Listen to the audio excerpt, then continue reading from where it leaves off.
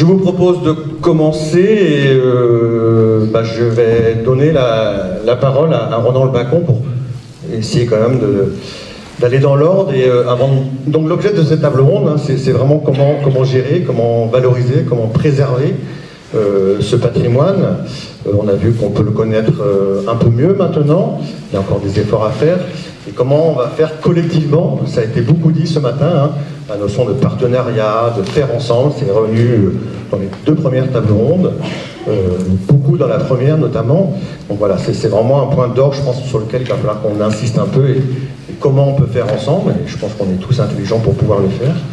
Mais je vais néanmoins donner la parole à Ronan pour commencer sur la région réalise et ou finance elle-même des inventaires du patrimoine. C'est quand même intéressant d'avoir votre retour sur pourquoi ces inventaires, quel objectif, quelle finalité, parce que je pense que la finalité, c'est pas juste de les réaliser, ces inventaires. Oui, merci. Bonjour à tout le monde. Pourquoi les inventaires? En effet, c'est pas de la recherche comme ça pour le plaisir. Alors, j'ai envie de dire que c'est pour prendre connaissance, la palissade, c'est pour prendre connaissance des richesses, bien évidemment. Et puis peut-être c'est pour changer le regard. Parce que le patrimoine, c'est le regard qu'on porte sur les choses. Et le patrimoine, vous le savez tous, on en a parlé ce matin, il est polymorphe, il est transversal, il est complexe. J'ai bien aimé aussi la façon dont on a parlé tout à l'heure sur les tables rondes de nature-culture, de ce rapport complexe, justement, y compris avec la population qui à la fois est parfois a une grande affection pour le patrimoine et parfois même une gêne également vis-à-vis de ce patrimoine, en considérant que parfois il est un peu trop modeste, etc. Mais en tout cas, cette complexité est certainement une richesse. Alors, sauf que le patrimoine, c'est également une notion, je pense que les services de l'État pourront confirmer ou pas, notion boulimique. Hein, tout a tendance à vouloir devenir patrimoine, en tout cas la population le regarde comme tel. Donc, mais c'est un sujet collectif, le patrimoine. C'est le patrimoine commun. Alors, et c'est pas que le patrimoine des collectivités. Il est commun, il est collectif. Alors, les inventaires, ça a été pensé par Malraux à l'origine. Hein. Malraux qui a créé les inventaires, l'inventaire du patrimoine, pour identifier ce qui constituait les richesses de la France. Selon l'expression consacrée, de la petite cuillère à la cathédrale. C'était pour identifier les choses qu'il ne fallait pas rater, les choses qu'il ne fallait pas abîmer. Sauf qu'en l'espèce, on pense que la forme a autant d'importance que le fond. Parce que sinon, on va avoir une approche d'expertise descendante et que c'est intéressant de le faire également avec tous ceux qui comptent.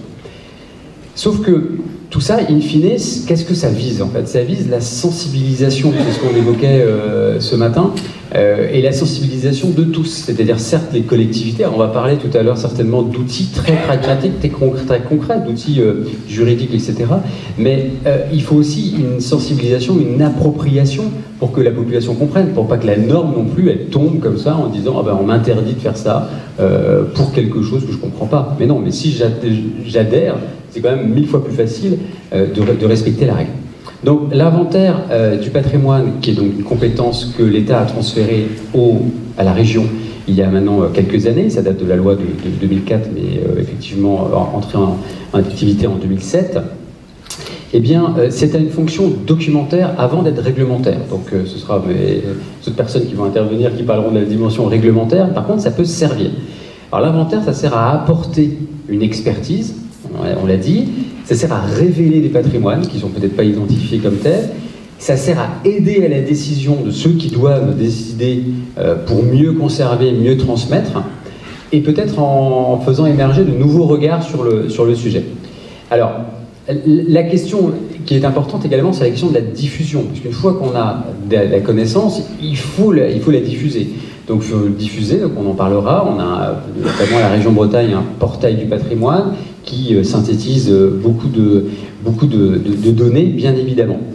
Et le but, c'est bien sûr d'avoir des réflexions au long cours. Et à chaque fois, il n'y a pas de règles, en fait. Chez nous, à la région Bretagne, on essaye d'avoir quelque chose qui est plus pragmatique et qui est plus adapté aux situations. Par exemple, il y a un inventaire autour du futur PNR de la Rance. Et bien là, en l'espèce, on va avoir un SPR à Dinard qui va être lié.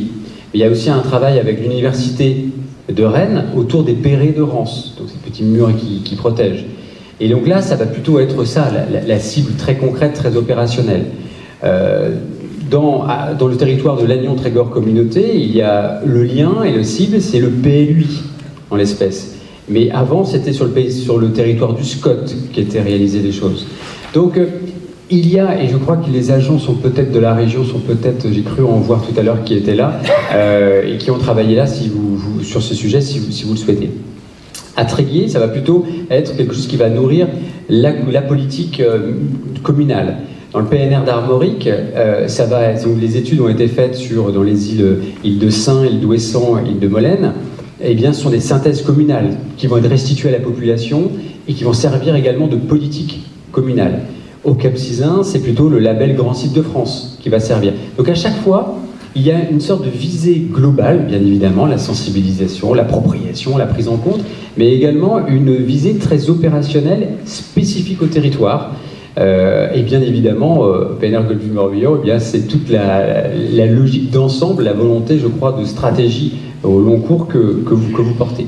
Mais je pourrais, pour rester dans les temps, mais quand même dire des petites choses, dire qu'il y a également eu ça sur la politique des Côtes d'Armor, et on a travaillé en lien avec le département des Côtes d'Armor sur l'ensemble les Côtes d'Armor et la mer, l'ensemble de l'inventaire des ports des Côtes d'Armor, et idem avec l'UBO sur le concept de port d'intérêt patrimonial.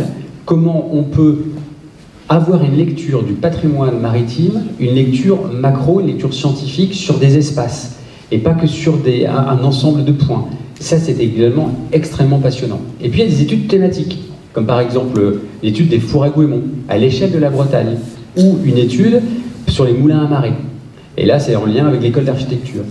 Et en fait, les études thématiques, elles permettent de prendre de la hauteur aussi, et de changer d'échelle. Et là où le four à Gouémont ou le moulin à marée ne sont que des éléments individuels dans un cas, sur une étude topo, on va dire, sur une étude beaucoup plus thématique, là, ça permet de travailler sur sa concentration à l'échelle régionale. Est-ce que c'est une singularité?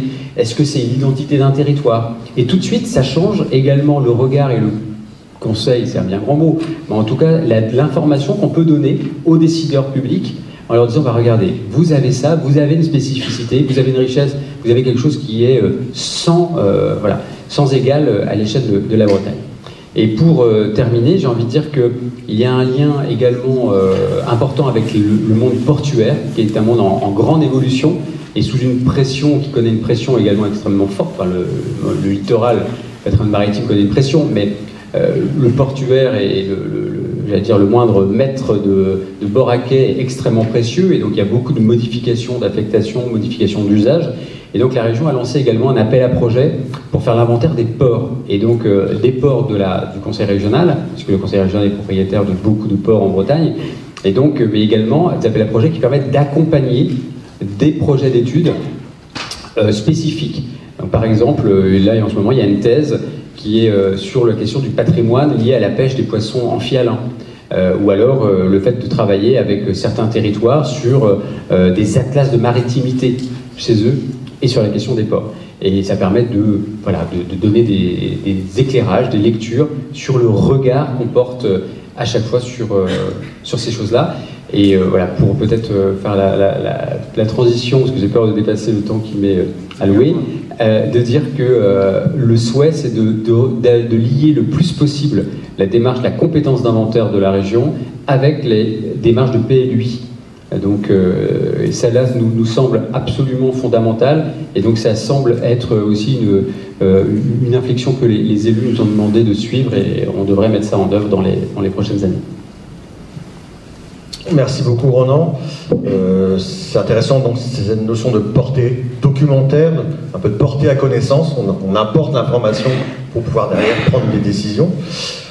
Avant d'aborder directement le côté réglementaire avec Arnaud, peut-être je donnerais bien la parole à Olivier Kurt, architecte des Bâtiments de France, sur, une fois qu'on a cette connaissance, ce matin, je ne sais pas si Marie Asquette est toujours là, si je la vois là-bas, elle a dit au début de son propos que parfois on pouvait abandonner de manière un peu arbitraire certains patrimoines. Vous, en tant qu'architecte Bâtiments de France, avec vos collègues, comment vous intégrez, comment vous priorisez dans les avis que vous pouvez être amené à rendre le fait de prendre en compte tel ou tel patrimoine. La notion de SPR, vous pouvez l'aborder là, Ronan en a parlé, peut-être qu'on peut l'aborder dans un second temps, mais là plutôt sur vraiment comment vous intégrez le patrimoine et quel patrimoine dans vos avis. Alors bonjour à tous, évidemment comme vient de le dire Ronald Le Bacon, le patrimoine c'est une notion complexe, on a souvent en tête l'idée de l'objet. Personnellement je m'occupe sur le territoire qui nous intéresse aujourd'hui de la commune de Vannes, donc c'est un tout petit bout du Golfe, et puis je salue la présence de ma collègue Christine Boulet qui travaille sur une partie du Golfe, et j'excuse Laure d'Hauteville qui travaille sur l'autre partie du Golfe, notamment l'île aux Moines, et donc nous sommes trois à nous intéresser à ce périmètre. Donc voilà, l'objet monument historique, évidemment en ce moment vous en avez un qui vient d'être un peu plus visible que d'habitude, puisque sur la commune de Vannes il y a eu une action assez spectaculaire qui vient d'être menée, c'est l'abattage des arbres de la promenade de la Rabine, et je salue le président des Amis de Vannes ici présent parce que c'est un acte fort qui a été fait, qui a modifié une petite partie de ce paysage du Golfe qui nous intéresse aujourd'hui, mais une partie très urbaine et donc impactante. En même temps, elle a dégagé la vue sur la cathédrale. Alors vous voyez que les notions sont pas si simples, et les retours que j'ai eus étaient plutôt partagés. Mais au-delà de cette notion d'objet monumental, ici, dans ce territoire-là particulièrement, ce qui nous intéresse, c'est l'objet dans son territoire. Et il y a des beaux objets, il y a quelques châteaux, des manoirs, mais aussi tout un petit patrimoine et petit dans ma bouche n'est jamais péjoratif, un petit patrimoine ostréicole, et qui est peut-être plus discuté sur sa notion, sur son appropriation au patrimoine, notamment parce que souvent ce qu'on considère comme patrimonial, c'est un bel objet.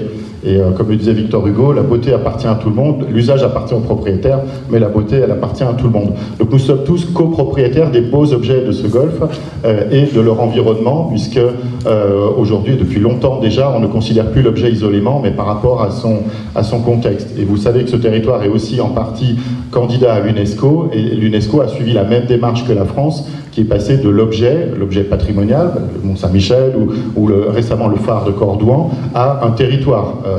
Le Val-de-Loire est classé à l'UNESCO, et aujourd'hui ce qui est candidat à l'UNESCO, c'est Carnac et les rives du Morbihan, que l'on oublie un peu trop souvent lorsque l'on parle de cette candidature à l'UNESCO. Donc dans ces rives, il y a évidemment toute une collection de patrimoine mégalithique, et ce matin, enfin, la question posée c'était sur la hiérarchie. C'est difficile de hiérarchiser. Ce matin on a vu quelques exemples, notamment sur Locmaria-Ker. En fait, il y a bien sûr des objets plus spectaculaires que d'autres, hein, quand on pense au domaine des pierres plates ou au menhir à la table des marchands par exemple, mais les autres objets pourront être parfois plus modestes, participent à ce tissu qui est extrêmement présent dans cette région, puisque Yves Coppens dit que dans le monde entier, c'est la plus grande concentration de mégalithes, donc qui est sous nos yeux ici. Et c'est bien cette mise en réseau qui nous intéresse, et chaque objet, aussi modeste soit-il, est intéressant, notamment en perspective vis-à-vis de tous les autres. Alors ça pose beaucoup de questions, notamment par rapport à l'urbanisation, puisqu'on est dans un secteur attractif, en particulier les rives du Golfe, donc évidemment ce secteur il a beaucoup évolué en 6000 ans, et il a encore plus évolué dans les 60 dernières années, donc c'est toute la contradiction peut-être de ce dossier, à la fois de préserver et d'avoir la conscience d'un objet tout à fait exceptionnel que l'on souhaite valoriser au niveau mondial, et un urbanisme de tous les jours de la qualité d'habiter dans ce territoire. Et quand on parle d'habiter, on considère aussi que le patrimoine, les éléments bâtis, c'est aussi un levier du développement durable. Parce que le bâti, il est déjà là, donc par définition, il ne nécessite pas d'énergie grise pour le construire. Donc ces éléments-là, ils participent déjà des problématiques actuelles sur le développement durable. Après, la qualité de ces objets, évidemment, j'ai été très attentif ce matin à ce qu'a dit le poète sur quand on protège bien ce que l'on connaît bien. Donc évidemment, cette connaissance, ça vient d'être dit, c'est le préalable, et ensuite, c'est quand on connaît que l'on apprécie et que l'on protège bien. Alors pour protéger, on a des outils, mon voisin parlera plus précisément que moi sur les outils patrimoniaux qui existent, les PLU patrimoniaux, et c'est bien à cette échelle-là que cette connaissance-là des matériaux, des matières monuments historiques, enfin, ou objets patrimoniaux, doivent être transcrits, et sans doute à la bonne échelle d'urbanisme qui est le PLU, ou comme ça vient d'être dit, le PLUI intercommunal. Et donc il nous est essentiel à notre niveau de sensibiliser les communes, je salue les élus présents, et qui doivent vraiment prendre conscience de la qualité de ce patrimoine, et pour lequel nous sommes évidemment à leur disposition pour l'entretenir, le restaurer, le comprendre déjà, Et j'ai vu à l'entrée dans le hall qui a été en diffusion un guide de restauration, d'entretien aussi de ces bâtiments, qui doivent bien sûr évoluer, parce qu'à aucun moment ce territoire, comme d'autres, ne doit être figé. Il ne s'agit pas de muséifier ce territoire, il est vivant, il y a des gens qui y travaillent, et donc on doit permettre aussi la continuité de leur action, de ce travail, d'un territoire habité qui doit être vivant et se donner les moyens d'évoluer harmonieusement si possible. Merci, Monsieur Kurt. Du coup, j'en profite, vous avez annoncé la notion de plus patrimonial. Monsieur Delajarte, voilà, vous, en tant que juriste, on l'a commencé à aborder, quid du réglementaire, Ronan Le Bacon a parlé de la portée documentaire des inventaires. Est-ce que cette portée documentaire doit être accompagnée en même temps, après, d'une portée réglementaire? Est-ce que ça va apporter ce côté réglementaire à la préservation, à la gestion, à la valorisation de ces patrimoines? Et ça peut être intéressant, je pense que vous donniez quelques notions, quelques exemples. Qu'est-ce que c'est un plus patrimonial? À quoi ça peut servir? On a abordé le PLUI, le schéma de cohérence territoriale peut-être. Et après, on passera la parole à Vassili sur le rôle de l'État, mais aussi des outils plus locaux. On a un schéma de mise en regard de la mer autour du Golfe. Et dans un premier temps, sur ces notions plus théoriques, réglementaires, et notamment le plus patrimonial. Oui, merci Ronan. Alors d'abord merci au PNR de m'avoir invité, à Irène et Ronan, entre autres, et à sa directrice. Je dis ça, c'est toujours un peu de convenance, mais en fait ça m'a permis de me rapprocher de la mer, puisque donc je viens d'un autre bien UNESCO, le Val-de-Loire, hein, donc je suis enseignant à l'Université d'Angers, ça a été rappelé. C'est pas loin de la mer, mais du coup, nos terrains d'études, par exemple, avec nos étudiants, sont quand même, pour des raisons purement matérielles, à quelques kilomètres ou dizaines de kilomètres de nos sites. On a quand même une formation, je ne fais pas la promo, mais il y a quand même une formation, non pas de la fac de droit, mais de l'Estua, en tourisme, qui est au Sable d'Olonne. Donc là, je me suis déjà un peu rapproché de la mer, et donc, en tout cas pour ce séminaire, qui m'a déjà beaucoup appris ce matin, ça m'a aussi permis de me poser des questions qu'on ne s'était pas forcément posées dans le cadre d'un programme de recherche que j'ai animé donc, pendant quelques années, sur le PLU patrimonial. Donc je vous ai mis un petit 4 pages à l'entrée, si ça vous intéresse de le récupérer, qui est aussi téléchargeable sur le site internet, mais qui permet de synthétiser donc, un certain nombre d'éléments. Donc voilà, avec quelques collègues, on a travaillé, donc des collègues géographes, architectes, sociologues, juristes bien sûr aussi, on a travaillé sur le PLU patrimonial, dont je précise tout de suite, mais il y aura beaucoup de choses à dire, ce sera sûrement en plusieurs séquences, que c'est pas une terminologie officielle. Dans le code de l'urbanisme, il y a le plan local d'urbanisme, le plan local d'urbanisme intercommunal, qui est en gros la même boîte à outils, mais à l'échelle intercommunale, hein, mais voilà, c'est surtout la compétence, la procédure d'adoption qui change un peu. Voilà, donc c'est pas une notion officielle, c'est pas une terminologie officielle, c'est la description d'une réalité de terrain que donc on n'a pas testé vraiment dans les communes littorales, c'est pour ça que c'est intéressant d'en discuter ici, mais qui se répand en France, hein, de manière générale. Ce qu'on voit, c'est des communes ou des intercos qui injectent de plus en plus d'outils de protection des patrimoines dans leurs documents d'urbanisme. Donc voilà, je ne veux pas dire que c'est un fait de société. On pourra rediscuter d'ailleurs avec l'architecte des bâtiments de France, d'ailleurs, de l'incitation que le ministère de la Culture lui-même, de manière un peu étonnante, fait à injecter beaucoup de patrimoine dans les PLU plutôt qu'à les mettre dans des outils de protection plus forts. Je pense que M. Kurt voit de quoi je parle. Voilà. Donc pour répondre là déjà en 4-5 minutes, dans le code de l'urbanisme, il y a des outils, je pourrais peut-être en développer un ou deux, il y en a surtout un qui est un peu l'arme fatale en la matière. Il y a des outils pour venir protéger les patrimoines. Alors je pense que tout le monde n'est pas forcément familier de ce que contient un plan local d'urbanisme, et encore une fois c'est la même structure pour un plan local d'urbanisme intercommunal à quelques nuances près, mais bon, vous savez qu'il y a un rapport de présentation, un PADD, un projet d'aménagement et de développement durable, des OAP, des orientations d'aménagement et de programmation, un règlement qui est bien sûr la pièce la plus connue, à la fois bien sûr par les élus et les services, mais aussi par les habitants, puisque c'est ce qui va permettre de dire qu'on a le droit de construire, de ne pas construire, quelles contraintes il faut respecter quand on construit. Et puis il y a les annexes, hein, et donc dans les annexes, entre autres, on retrouve les servitudes d'utilité publique entre autres mises en place par l'État, les sites classés, les abords de monuments historiques, les sites patrimoniaux remarquables. Mais voilà, les élus, en tout cas, je pourrais développer après, mais ont des outils pour intégrer donc, ces patrimoines locaux, parce que c'est vrai que les inventaires permettent de mettre en valeur, c'est ce qui a été rappelé, toute une richesse patrimoniale qui n'intéresse pas forcément l'État, parce que il y a des patrimoines d'intérêt national et il y a des patrimoines d'intérêt locaux, à différentes échelles, régionaux, départementaux, communaux, intercommunaux. Donc c'est vrai qu'il y a de quoi injecter une partie de ces patrimoines. Alors, pour tenir à peu près dans les 5 minutes, je dirais bien une partie simplement, parce que la connaissance, elle est indispensable.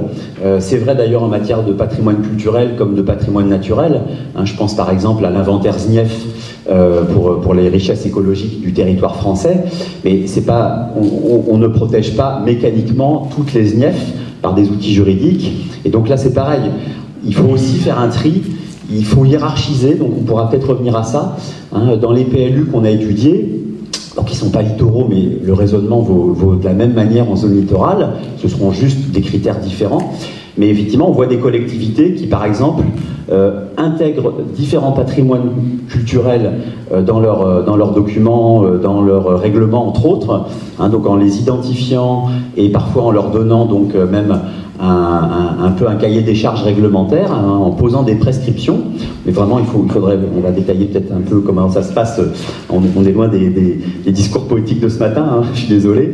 Mais c'est vrai que les collectivités ont tendance aussi à en laisser une partie hors du PLU, c'est-à-dire tout l'inventaire, par exemple l'inventaire qui a été fait par le PNR avec les services de la région, près de 900 éléments. Bon, on peut se dire que bien sûr, ces 900 éléments n'ont pas à être mécaniquement basculés dans des PLU. Il faudra faire des choix et il faudra peut-être les hiérarchiser. Et je disais pour terminer qu'il y a des collectivités, donc par exemple, qui mettent des étoiles. Il y a du patrimoine 1 étoile, 2 étoiles, 3 étoiles. Je m'arrête là, mais ce qui est intéressant, c'est de voir que du coup, ensuite, le régime juridique varie aussi en fonction de cette hiérarchisation, qui est donc le fruit elle-même d'une sélection. C'est-à-dire qu'il y a déjà eu un tri de fait, et qui est bien sûr un tri en fonction du projet territorial global, le patrimoine n'étant qu'un paramètre parmi des dizaines à intégrer dans un document d'urbanisme. Merci Arnaud. C'était vraiment intéressant, on va y revenir du coup sur... C'est un peu l'objet de cette journée. Je regarde nous le parc, mais avec tous les gens qui sont autour la table, et surtout dans la salle aujourd'hui, c'est qu'on mette en place cette stratégie en fait de gestion, de valorisation, de préservation. Notamment, un des premiers points, c'est comment on hiérarchise, qu'est-ce qu'on hiérarchise. Les 900 éléments, on ne va pas les classer réglementairement, donc lesquels on classe et lesquels on ne classe pas. Juste une phrase, si ça. C'est juste une phrase parce que, bien sûr, je n'ai pas encore dit que forcément, quand même, classer le patrimoine culturel à terre, ça pose peut-être pas tout à fait les mêmes questions que de classer le patrimoine culturel sur le domaine public maritime. Voilà, on en reparlera après, bien sûr, après l'intervention de mon voisin. Mais c'est une transition qu'on n'avait pas travaillée. Mais elle était quand même très très bien. Mais voilà, c'est vrai qu'il y a la hiérarchisation, les choix, c'est vraiment une question importante qui arrive en préalable, enfin en tout cas en premier lieu dans une stratégie locale. Vassili, je propose de te donner la parole. Alors si tu peux peut-être rebondir dans un premier temps sur... Il y a un autre outil qui existe localement autour du Golfe, c'est un schéma de mise en valeur de la mer. Il n'y en a pas partout, peut-être tout le monde dans la salle ne sait pas ce que c'est. Donc peut-être dire très rapidement ce que est ce SMVM et quel rôle il peut avoir aujourd'hui dans la préservation, la gestion, la valorisation du patrimoine. Et après, comme l'a dit Arnaud, comment l'État aujourd'hui essaie de gérer ce patrimoine, et avec cette notion très importante, je pense qu'il peut être sur le domaine privé, et il peut être, et ici c'est souvent le cas, sur le domaine public maritime.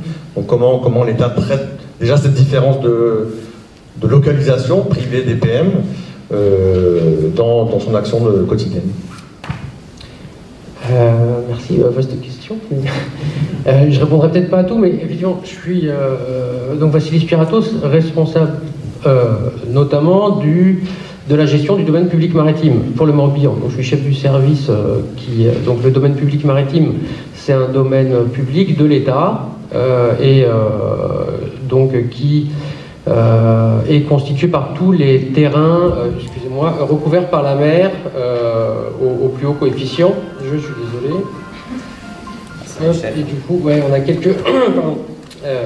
pas mal de choses à gérer. Alors effectivement, comment on gère? Moi, je pourrais répondre assez complètement et sans difficulté sur l'aspect comment on gère les éléments présents sur le domaine public maritime, parce que ça je connais. Après, comment l'État gère le patrimoine en général, je dirais que je ne serais pas le seul à apporter des éclairages là-dessus. Mais donc, on a... donc je vais prendre les questions dans le sens que tu les donnes. C'est-à-dire le schéma de mise en valeur. J'ai pas les chiffres, peut-être que Irène peut le préciser, je cherche Irène des... Je ne sais pas, sur les 900 éléments inventoriés par le parc dans le cadre de cette mission, est-ce que tu as une idée de combien se situe sur le DPM? Je pense que plus des 2/3 se situent sur le DPM. Enfin, c'était juste pour donner une idée. C'est vrai qu'il y a un vrai enjeu et je propose que tu axes ta réponse surtout là-dessus, hein, sur comment on gère, ou comment on essaie de gérer, ou comment on ne gère pas, j'en sais rien, le patrimoine sur le DPM. Alors, du coup, je vais commencer par ça, avant de parler du SMVM, qui effectivement est plutôt un des outils. Le principal, c'est quand même effectivement le domaine public maritime, donc c'est un domaine de l'État. Donc c'est quand même un premier point qui change un peu radicalement le statut, c'est-à-dire le caractère privé ou public. Là, donc le patrimoine sur le DPM, du coup, il est propriété publique de tous et de chacun. Le domaine public maritime est un territoire qui est très protégé par la loi. Il est imprescriptible, inaliénable, donc ça renforce significativement le caractère public des biens qui y sont situés. Donc après, comment est-ce qu'on prend en compte le patrimoine dans la gestion du domaine public? Je dirais d'abord par les enjeux peut-être de préservation du domaine, c'est-à-dire que le cœur de métier du service que je dirige, c'est celui d'autoriser ou pas, et donc c'est l'instruction des demandes d'autorisation d'occupation du domaine et le contrôle aussi des occupations de fait qu'on peut y constater, c'est-à-dire que c'est quand même un premier élément qui permet d'encadrer les autorisations, c'est-à-dire tout ce qui bouge sur le domaine public. Et on sait que le domaine public maritime, alors surtout dans des secteurs très, comme le Morbihan, est très dense d'usage, très dense d'enjeux aussi, patrimoniaux, environnementaux, d'enjeux économiques aussi, donc très dense d'usage, très dense d'enjeux, très convoité, très protégé. Donc le premier travail qu'on a, c'est de déterminer quels usages peuvent être autorisés, où et à quelles conditions, avec un enjeu du coup de répartition des usages dans l'espace et un enjeu aussi de conciliation des usages entre eux et de conciliation des usages avec le patrimoine naturel et culturel. Ça, c'est quand même la première manière de faire et ça nous occupe déjà pas mal. Donc il y a ce qui bouge. Alors après, il y a le stock. Ce qui est déjà là depuis longtemps. Alors là, on a aussi un enjeu important, et je rejoins ce qui a été dit sur la prise en compte de l'intérêt des inventaires et la prise en compte du patrimoine. On protège bien ce qu'on connaît, donc effectivement, si nous, dans les éléments de connaissance établis, on a un élément patrimonial à un endroit donné, et qu'on en a une connaissance claire, notamment avec les systèmes cartographiques de SIG dont on dispose maintenant, ça nous permettra déjà de ne pas autoriser un mouillage dessus, par exemple. Je caricature un peu, mais c'est déjà effectivement la connaissance de qu'est-ce qui est patrimonial et où nous aidera évidemment à prendre en compte ce caractère patrimonial dans les décisions qu'on est amené à prendre. Même si, évidemment, même sans l'inventaire en cours, on fait attention à ce qu'il y a sur les lieux et on n'autorise pas, évidemment, des mouillages sur des éléments patrimoniaux connus. Donc, mais par contre, voilà, la connaissance aide quand même à cette prise en compte-là. En termes une des questions qui se pose souvent, c'est comment est-ce que comment est-ce qu'on gère le patrimoine. Donc nous, en termes il y a eu un inventaire non exhaustif, mais en cours des éléments d'ouvrage présents sur le rivage. Déjà, qu'est-ce qui est présent sur le rivage? On a un peu plus de 6000 ouvrages variés présents sur le rivage. Plus de 280 km d'ouvrages de protection du trait de côte, des murs, des perrets, des poteaux électriques, des gravats, mais aussi des digues classées pour la protection des populations, donc des éléments qui sont nombreux, pas tous patrimoniaux, hein, parce qu'il y a des, des éléments en vieille pierre, d'autres en béton ferraillé qui se dégradent et qui du coup fait des ferrailles rouillées présentes aussi sur le rivage. Donc bon, alors du coup, nous la question effectivement c'est comment est-ce qu'on gère ces éléments présents sur le rivage, et donc effectivement on est amené à avoir des stratégies, des priorisations de modes d'intervention. Alors, dans les documents qui nous aident et de stratégies qui fondent, qui orientent notre gestion, on a la stratégie de gestion du départemental, du domaine public maritime du Morbihan, qui est un document cadre socle pour nous. Dans le golfe du Morbihan, effectivement, la densité des usages et des enjeux est telle que ça a justifié le fait d'avoir un schéma de mise en valeur de la mer du golfe du Morbihan, que tu évoquais tout à l'heure, qui a été révisé récemment, qui a été révisé et qui donc fournit donc des orientations partagées. Le document a été approuvé en 2020 et après donc un travail de concertation avec une centaine d'acteurs pour définir justement des orientations partagées de la partie maritime et de la frange littorale la plus proche de la mer et liée à la mer, donc du golfe du Morbihan, des usages maritimes et de la frange littorale du golfe du Morbihan. On a donc défini des orientations de gestion partagées et un plan d'action aussi partenarial pour gérer à la fois les enjeux, le territoire maritime dans l'entièreté des enjeux du développement durable et de la gestion intégrée des zones côtières. Voilà, donc parmi ces actions-là, il y en a une qui porte effectivement sur l'inventaire du patrimoine. C'est l'action 19, là je regardais mes notes tout à l'heure, qui vise justement à faire, ce qui est en cours, à savoir établir, inventorier le patrimoine et le hiérarchiser, et les éléments les plus, importants, de faire apporter à connaissance aux collectivités locales porteuses des PLU pour qu'ils puissent justement les protéger dans leur PLU. Donc, quelle est la plus-value du SMVM par rapport à cette action patrimoniale? C'est notamment de légitimer fortement cette action-là par le caractère, c'est une orientation qui a été validée par l'État, mais aussi qui est issue finalement d'un fort consensus, parce que le SMVM, donc, défini avec la centaine de structures, a été débattu longuement, mais au final, la version à laquelle on a pu aboutir n'a pas été attaquée, et donc on a pu aboutir à effectivement une version finalement qui fait un consensus assez large sur les orientations de gestion du golfe du Morbihan, qui est pourtant effectivement convoité et objet de concurrence quand même entre les usages plaisance, conchyliculture, environnement, urbanisation et tous ces enjeux-là. Donc voilà, alors en matière de gestion du domaine public maritime, les éléments présents sur le rivage, si je résume la stratégie, on peut distinguer les cas, notamment si des éléments sont aujourd'hui utiles et légitimes, il faut qu'ils soient gérés. Par qui, après, on ouvre une nouvelle question. Mais, et par contre, si des éléments deviennent non gérés, se dégradent le littoral, ou voire deviennent dangereux, là, soit il faut effectivement, pour les ouvrages utiles, un gestionnaire qui le remet en état, soit il faut remettre en état naturel le site, ce qui permet aussi de retrouver un aspect naturel qui contribue aussi au patrimoine du golfe. Et voilà, donc effectivement, face à la masse du nombre des objets qui sont présents, une des difficultés, c'est de trouver des gestionnaires pour les gérer. Je vous propose qu'on va y revenir. Je vais repasser la parole à Arnaud, mais avant, je vais vous dire 2 mots sur l'intervention qu'aurait pu faire s'il était venu Thierry Duprat, qui est le gestionnaire de l'île aux oiseaux dans le bassin d'Arcachon.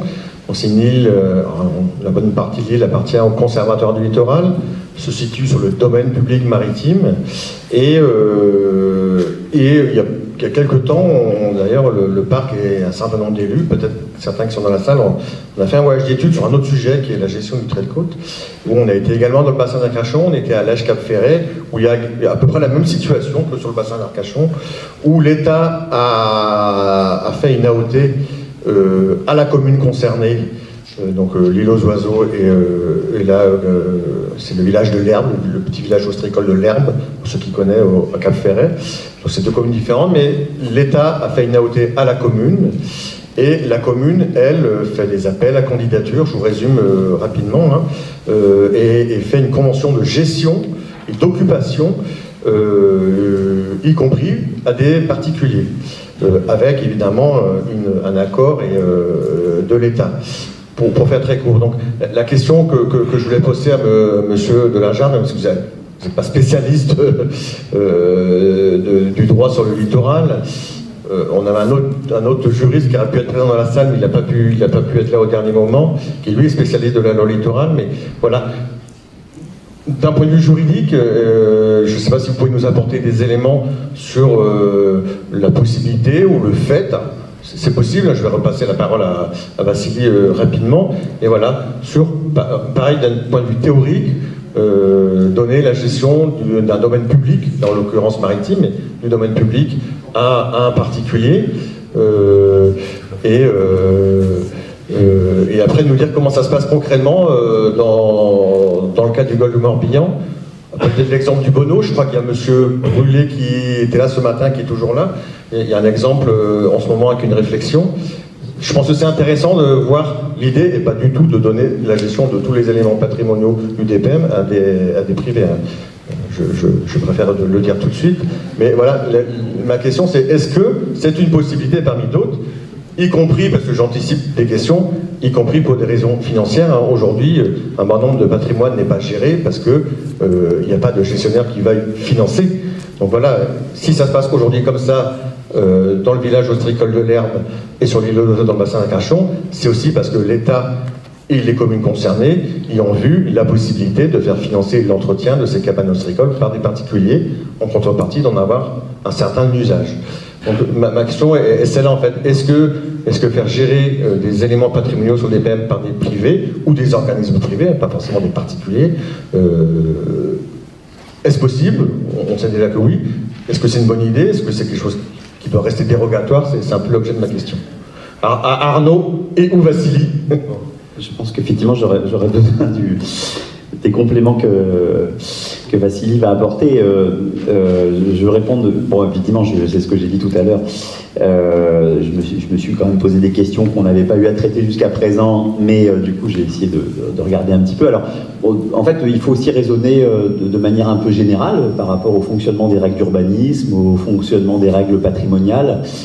Quand l'État met en place une protection monument historique, un site classé, donc plutôt le ministère de la Transition écologique, ou un site patrimonial remarquable, c'est une servitude qui de toute façon, donc d'utilité publique, qui vient s'appliquer sur des propriétés publiques ou privées, et je dirais, on se fiche de la nature des propriétaires. Ce sont des propriétaires privés ou publics, ça peut être l'État, ça peut être la commune, ça peut être le département, etc., des propriétaires privés, et le droit de l'urbanisme fonctionne de la même manière, il met en place des servitudes d'urbanisme, effectivement, donc c'est pas tout à fait la même chose, mais ça change rien au fait que de toute façon, le principe même de ces servitudes, c'est de venir un peu contingenter l'usage du droit de propriété, le plein exercice du droit de propriété.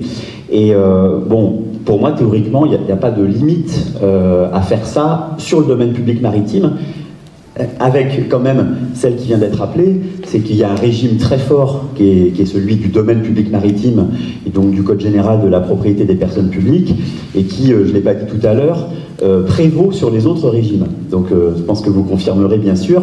Et par exemple, quand une mairie accorde un permis de construire ou une déclaration de travaux sur le domaine public maritime, c'est sous réserve que l'État autorise cette occupation privative du domaine public maritime. Donc je pense que pour répondre, enfin j'espère, hein, je parle un peu sous votre contrôle, mais pour répondre à votre question, puis entre autres sous l'angle du PLU, Alors d'abord, j'ai découvert, parce qu'en fait, pour moi, c'était pas si évident, que le PLU peut tout à fait s'aventurer en mer. En fait, moi, je suis un terrien, et en fait, pour moi, le PLU s'arrêtait, bon, parce que j'avais pas regardé, hein, j'en vois qui sourit un peu, c'est normal, mais voilà, on n'avait pas eu à travailler sur ces communes-là. C'est pas une affaire si simple, hein, de savoir jusqu'où peut aller un plan local d'urbanisme en mer. Donc forcément sur le domaine public maritime, une fois qu'on a franchi le trait de côte. Mais donc j'ai l'avantage d'avoir pu lire, je vous renverrai si ça vous intéresse à sa lecture, il y a une fiche qui a été écrite par un collègue juriste qui s'appelle Loïc Trieur, qui est un spécialiste du droit du littoral, et qui a donc réussi à écrire une petite fiche d'écriture sur... il y a un site internet qui est le site du Grido. Le Grido, c'est un gros groupement de recherche en matière de droit de l'aménagement, de l'urbanisme et de l'habitat, qui est basé à Paris. Et vous avez tout un tas de fiches pour l'écriture des PLU. Donc il y en a une sur les PLU littoraux. Donc il reprend, hein, je ne vais pas les détailler là, mais il reprend les jurisprudences qui permettent de dire que oui, un PLU, bien sûr, peut mettre en place des règles, je dirais même de zonage, ou d'identification de patrimoine sur le DPM, mais ça ne change rien au fait que, de toute façon, comme sur Terre, voilà, ça peut être un propriétaire privé ou un propriétaire public.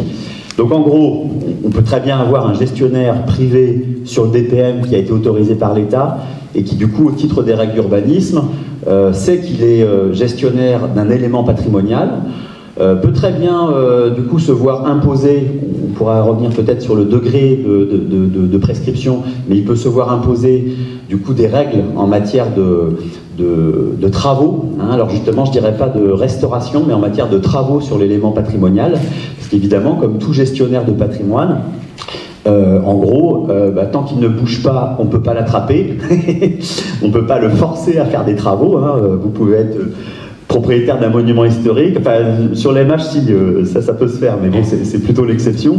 Voilà, on peut laisser un élément patrimonial tomber en ruine parce qu'on n'a pas l'envie de le restaurer, on n'a pas les moyens. Donc voilà, donc, pour moi, il n'y a pas de souci en soi à encadrer la gestion par un privé d'éléments patrimoniaux sur le DPM, mais néanmoins, et entre autres du point de vue du droit de l'urbanisme, mais forcément, ça passe par l'aval de l'État qui est prioritaire sur toute intervention sur le DPM naturel. Alors du coup, je propose que Vassilis, tu puisses approfondir, et on voit bien qu'aujourd'hui, les outils réglementaires existent, on peut s'en saisir, mais simplement pour en tout cas passer de la portée documentaire de l'inventaire à une portée réglementaire si on estime qu'elle est nécessaire. Aujourd'hui, on voit bien que cette portée réglementaire, pour qu'elle agisse, en tout cas pour qu'on préserve ce patrimoine et qu'on le gère et qu'on le valorise, je le redis, on a besoin d'un gestionnaire. Donc là, c'est là, Vassili, comment aujourd'hui, en prenant le cas de la DDTM du Morbihan, hein, que tu connais mieux et bien, ça peut peut-être permettre d'avoir des exemples concrets, comment aujourd'hui se pose la question du gestionnaire? Est-ce qu'aujourd'hui c'est l'État qui cherche un gestionnaire? Est-ce que c'est un gestionnaire potentiel qui va aller candidater auprès de l'État? Puisqu'on voit aujourd'hui la question de la valorisation de la gestion, enfin de la préservation du patrimoine, va porter sur la question de trouver ou pas un gestionnaire. Alors, à la question de savoir si un particulier peut gérer un élément de bâti ou d'ouvrage présent sur le rivage de la mer, il n'y a aucune difficulté à ça. À condition que l'usage qu'il en fait soit légal. Donc il n'y a pas de difficulté sur le caractère privé ou pas privé. Alors, la situation d'un ouvrage sur le domaine public maritime, ou plutôt le fait de labelliser, de labelliser patrimoine 1, 2, 3 étoiles, ou quel que soit le statut, le propriétaire du terrain sur lequel est situé l'élément patrimonial n'a pas d'effet. Enfin, je veux dire, il n'y a aucune difficulté sur le fait de classer des éléments patrimoniaux sur le DPM. Si c'est patrimonial, c'est patrimonial, quel que soit le propriétaire du terrain. Par contre, évidemment, si c'est sur DPM, ce que ça change, c'est que le propriétaire, c'est l'État, et que toute occupation, il y a des protections très fortes, notamment le caractère imprescriptible et inaliénable du domaine. Voilà. Après, ce qui change aussi, si on est sur le DPM, c'est que du coup, les usages doivent être conformes aux vocations. Donc c'est le domaine public maritime. Donc les vocations, c'est public, maritime et naturel. Donc c'est comme le port-salut, c'est écrit dessus. Mais donc du domaine. Donc en disant ça, je dis pas grand-chose, mais en même temps, ça, effectivement, ça cadre quand même un petit peu les usages possibles. Par contre, les interdictions, comment dire, les zonages des PLU. Alors effectivement, il y a des débats, on pourrait, enfin je pense que c'est pas la peine de l'ouvrir maintenant, mais jusqu'où peut aller un PLU en mer? Il y a effectivement des débats sur la question qui sont... voilà. Mais en gros, la zonage des PLU, c'est pas... Ça se change, enfin, c'est pas très... Voilà. Par contre, effectivement, il y a des éléments sur des PM ou pas, qui eux sont pas dépendants du PLU, ni du fait qu'on est dans le Morbihan ou ailleurs. C'est par exemple la loi littorale, qui interdit les changements de destination des bâtiments. C'est-à-dire, la loi littorale interdit, par exemple, toute construction dans la bande des 100 mètres, à compter du rivage de la mer, à terre, hein, ou sur une bande de domaine public maritime, d'ailleurs, sur la question des terre-pleins, où, effectivement, le rivage de la mer s'arrête au terre-plein. Donc, la partie qui a été remblayée sur la mer historiquement est sur le domaine public maritime et dans la bande des 100 mètres, par exemple. Donc la loi littorale s'applique aux parties au domaine public maritime aussi, hein, bien sûr. Simplement sur le DPM, il y a des règles en plus qui s'imposent. Mais la loi littorale s'impose sur le domaine public maritime comme sur les terrains privés du littoral. Donc la loi littorale interdit toute construction dans la bande des 100 mètres, sauf pour certains usages, précisément listés par la loi, notamment les usages pour les activités économiques nécessitant la proximité immédiate de la mer, dont, par exemple, les établissements de culture marine. Donc il y a des autorisations, on a le droit de faire un chantier ostréicole en bord de mer, parce que l'activité ostréicole nécessite impérativement la proximité immédiate de la mer. Par définition, ils travaillent sur le trait de côte, avec une partie en mer, une partie à terre, et c'est pour ça qu'ont été autorisés les terre-pleins et les chantiers ostréicoles. Par contre, la loi interdit le changement de destination des chantiers ostréicoles en question. Donc, sur des PM ou pas, un chantier, la difficulté que tu soulèves, enfin qui se pose, c'est évidemment un chantier, par exemple, ostréicole patrimonial, s'il a perdu son usage conchilicole, il n'a pas le droit d'en faire un autre usage qui ne nécessite pas la proximité de la mer. C'est-à-dire que c'est pas parce que le chantier ostréicole est patrimonial qu'on a le droit d'en faire un hôtel. Voilà. Mais ça ne dépend pas du DPM ou pas, c'est la loi. Voilà. Bon. Alors du coup, un particulier peut gérer des bouts de DPM. Alors le bâtiment pouvant être en partie sur DPM totalement, ou pas du tout. Après, on trouve tout un tas de configurations variées, mais évidemment, le principe, c'est que le statut patrimonial ou pas ne va pas rendre légal un usage qui ne l'est pas si le bâtiment n'était pas patrimonial. Voilà. Donc, alors, je vais peut-être m'arrêter là, mais ça ouvre tout un tas de cas particuliers qu'on va peut-être pas ouvrir ici, mais effectivement, ça contraint quand même les possibilités de gestion, pas tellement sur le caractère particulier, mais sur le lien à la mer de l'usage, pour faire court. Et juste, Vassili, sur la fin de ma question, je réfléchis à déjà comment mettre en place une stratégie et qu'est-ce qu'on va essayer d'y faire sur... Est-ce que c'est plutôt l'État qui va chercher un gestionnaire et peut-être votre priorité c'est de voir la commune concernée, ou est-ce que plutôt c'est un gestionnaire potentiel qui souvent, encore une fois, va, ou peut-être la commune qui vient vers vous? Est-ce que vous priorisez la commune? Enfin voilà, juste sur la question de la gestion, si tu peux nous dire deux mots.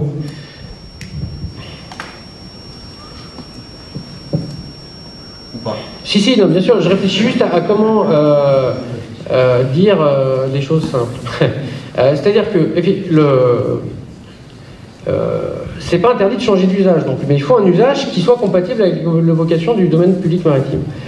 Et de la loi littorale d'ailleurs, parce que là, DPM, pas DPM, ça, finalement, ça influe pas. La vocation première du rivage de la mer, c'est l'accès libre et gratuit par le public. C'est d'ailleurs pour ça qu'on ouvre le sentier côtier et qu'on impose sur les propriétés privées riveraines de la mer la servitude de passage des piétons pour permettre l'accès à la mer. Donc, sur des éléments patrimoniaux comme les anciens terre-pleins ostréicoles, donc le cas du Bonneau, effectivement, est intéressant pour ça. C'est des anciens terre-pleins ostréicoles qui sont patrimoniaux. Certains terre-pleins ostréicoles sont d'un patrimoine moins patrimonial, enfin plus... voilà. Mais celui-là, évidemment, c'est le berceau de l'ostréiculture, on voit bien les lieux. Et donc là, il y a eu un travail qui a abouti à deux choses. D'une part, effectivement, un transfert en gestion des terre-pleins, d'une partie importante des terre-pleins à la commune, dans un but principal d'accès libre et gratuit et des piétons. Donc là, on est tout à fait... C'est un usage public, ça permet l'accès libre et gratuit par le public au patrimoine, Et effectivement, ça, par contre, ça permet donc à la commune de gérer ce patrimoine en toute légalité. Et donc ça, c'est une solution possible qui est parfaitement conforme avec le DPM. Il n'y a aucune difficulté là-dessus. Après, là, récemment, effectivement, il y a eu une action conjointe, donc une action conjointe des DTM, mairie, PNR, pour à la fois faire un nettoyage, sécurisation des anciennes cabanes. Alors j'ai prévu quelques photos, je ne sais pas si on peut les montrer, mais qui illustrent un petit peu le propos. Mais... Voilà. Alors, c'était... Alors, bon, ça c'est... C'est la dernière, donc la dernière des 4. Donc là, on voit effectivement le rivage du littoral. Ouais, la dernière photo. La densité des usages. Voilà, et la suivante, je crois que c'est la suivante. 6000 ouvrages, voilà. Donc sur les terre-pleins, où effectivement, on a en haut le côté un peu patrimonial, accès, promenade, et des éléments aussi du patrimoine qui se dégrade. Et donc avec l'enjeu, il y avait eu donc des cabanes ostrécoles avec des toitures en tôle rouillée qui tombaient. Ça devenait aussi dangereux pour les promeneurs, pour les gens. Et à l'intérieur, alors sans parler des... Voilà, il y avait des gravats, des éléments qui risquaient aussi de générer des pollutions. Donc il y a eu une opération de sécurisation, de nettoyage, voilà, et aussi associée à... donc de préservation et valorisation du patrimoine, et du coup le transfert en gestion à la commune pour un usage d'accès libre pour le public. Donc on essaye de trouver effectivement des solutions qui peuvent être un peu au cas par cas à trouver. Chaque site peut être amené à trouver des solutions, et là effectivement il y a eu des actions partenariales entre une action de la mairie, une action de la DDTM pour financer aussi des travaux de nettoyage et sécurisation. Mais voilà, donc on cherche et on trouve des solutions un petit peu au cas par cas. Alors, de qui vient l'initiative?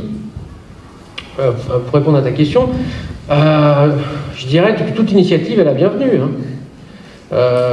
Donc on peut avoir donc, effectivement la question qui peut venir d'une commune de est-ce qu'on peut faire ça sur un tel endroit, voilà. Ça peut venir du service de l'État, mais nous, ce sera plutôt sur, bah voilà, là, l'État, c'est vraiment plus possible, donc on va prévoir une intervention, et là, peut-être qu'en réaction, il pourra y avoir une voilà, ou alors, je dirais sur l'aspect inventaire du patrimoine, ce que je préconise, moi, en matière de là-dessus, c'est s'il y a 600 éléments d'ouvrage, c'est d'avoir une approche un peu concrète, pragmatique, projet, quoi. C'est-à-dire de voir parmi les éléments de patrimoine identifiés, lesquels sont, je dirais, d'importance principale. Voilà. Et qu'on prenne ensemble les 5 à 10 éléments 3 étoiles, ou ça, je veux bien qu'on traite les 600, mais il faut par lesquels on commence, quoi. Et on commence par les premiers, et puis on voit quelle est leur situation, qui peut les gérer, qui veut bien, etc. Et après, on va se rendre compte qu'effectivement, il y a tout un tas de questions qui se posent, et que c'est pas si facile, et que du coup, on va essayer de trouver des solutions sur... Mais je dirais, commençons par les éléments qui vous paraissent les plus patrimoniaux, quitte à constater rapidement, bon bah très bien, là il y a déjà un gestionnaire, donc on les prend dans l'ordre. Si le cas est facile, c'est facile. S'il n'est pas facile, eh ben on y travaille, quoi. Hein. Merci Vassili. On va d'abord voir avec M. Cure juste après si justement, est-ce que le SPR peut être un des outils possibles pour faire ça. Mais je rebondis juste sur ce qu'a dit Vassili, notamment l'accès, libre accès sur le DPM. Vous êtes directeur du patrimoine et du tourisme. Comment la région essaye d'intégrer de patrimoine et sentiers côtiers et GR34? Je sais que c'est des choses que vous abordez. Voilà, comment lier l'un à l'autre? Forcément, ce GR34 qui est très très fréquenté, c'est aussi une manière de faire connaître, de valoriser ce patrimoine.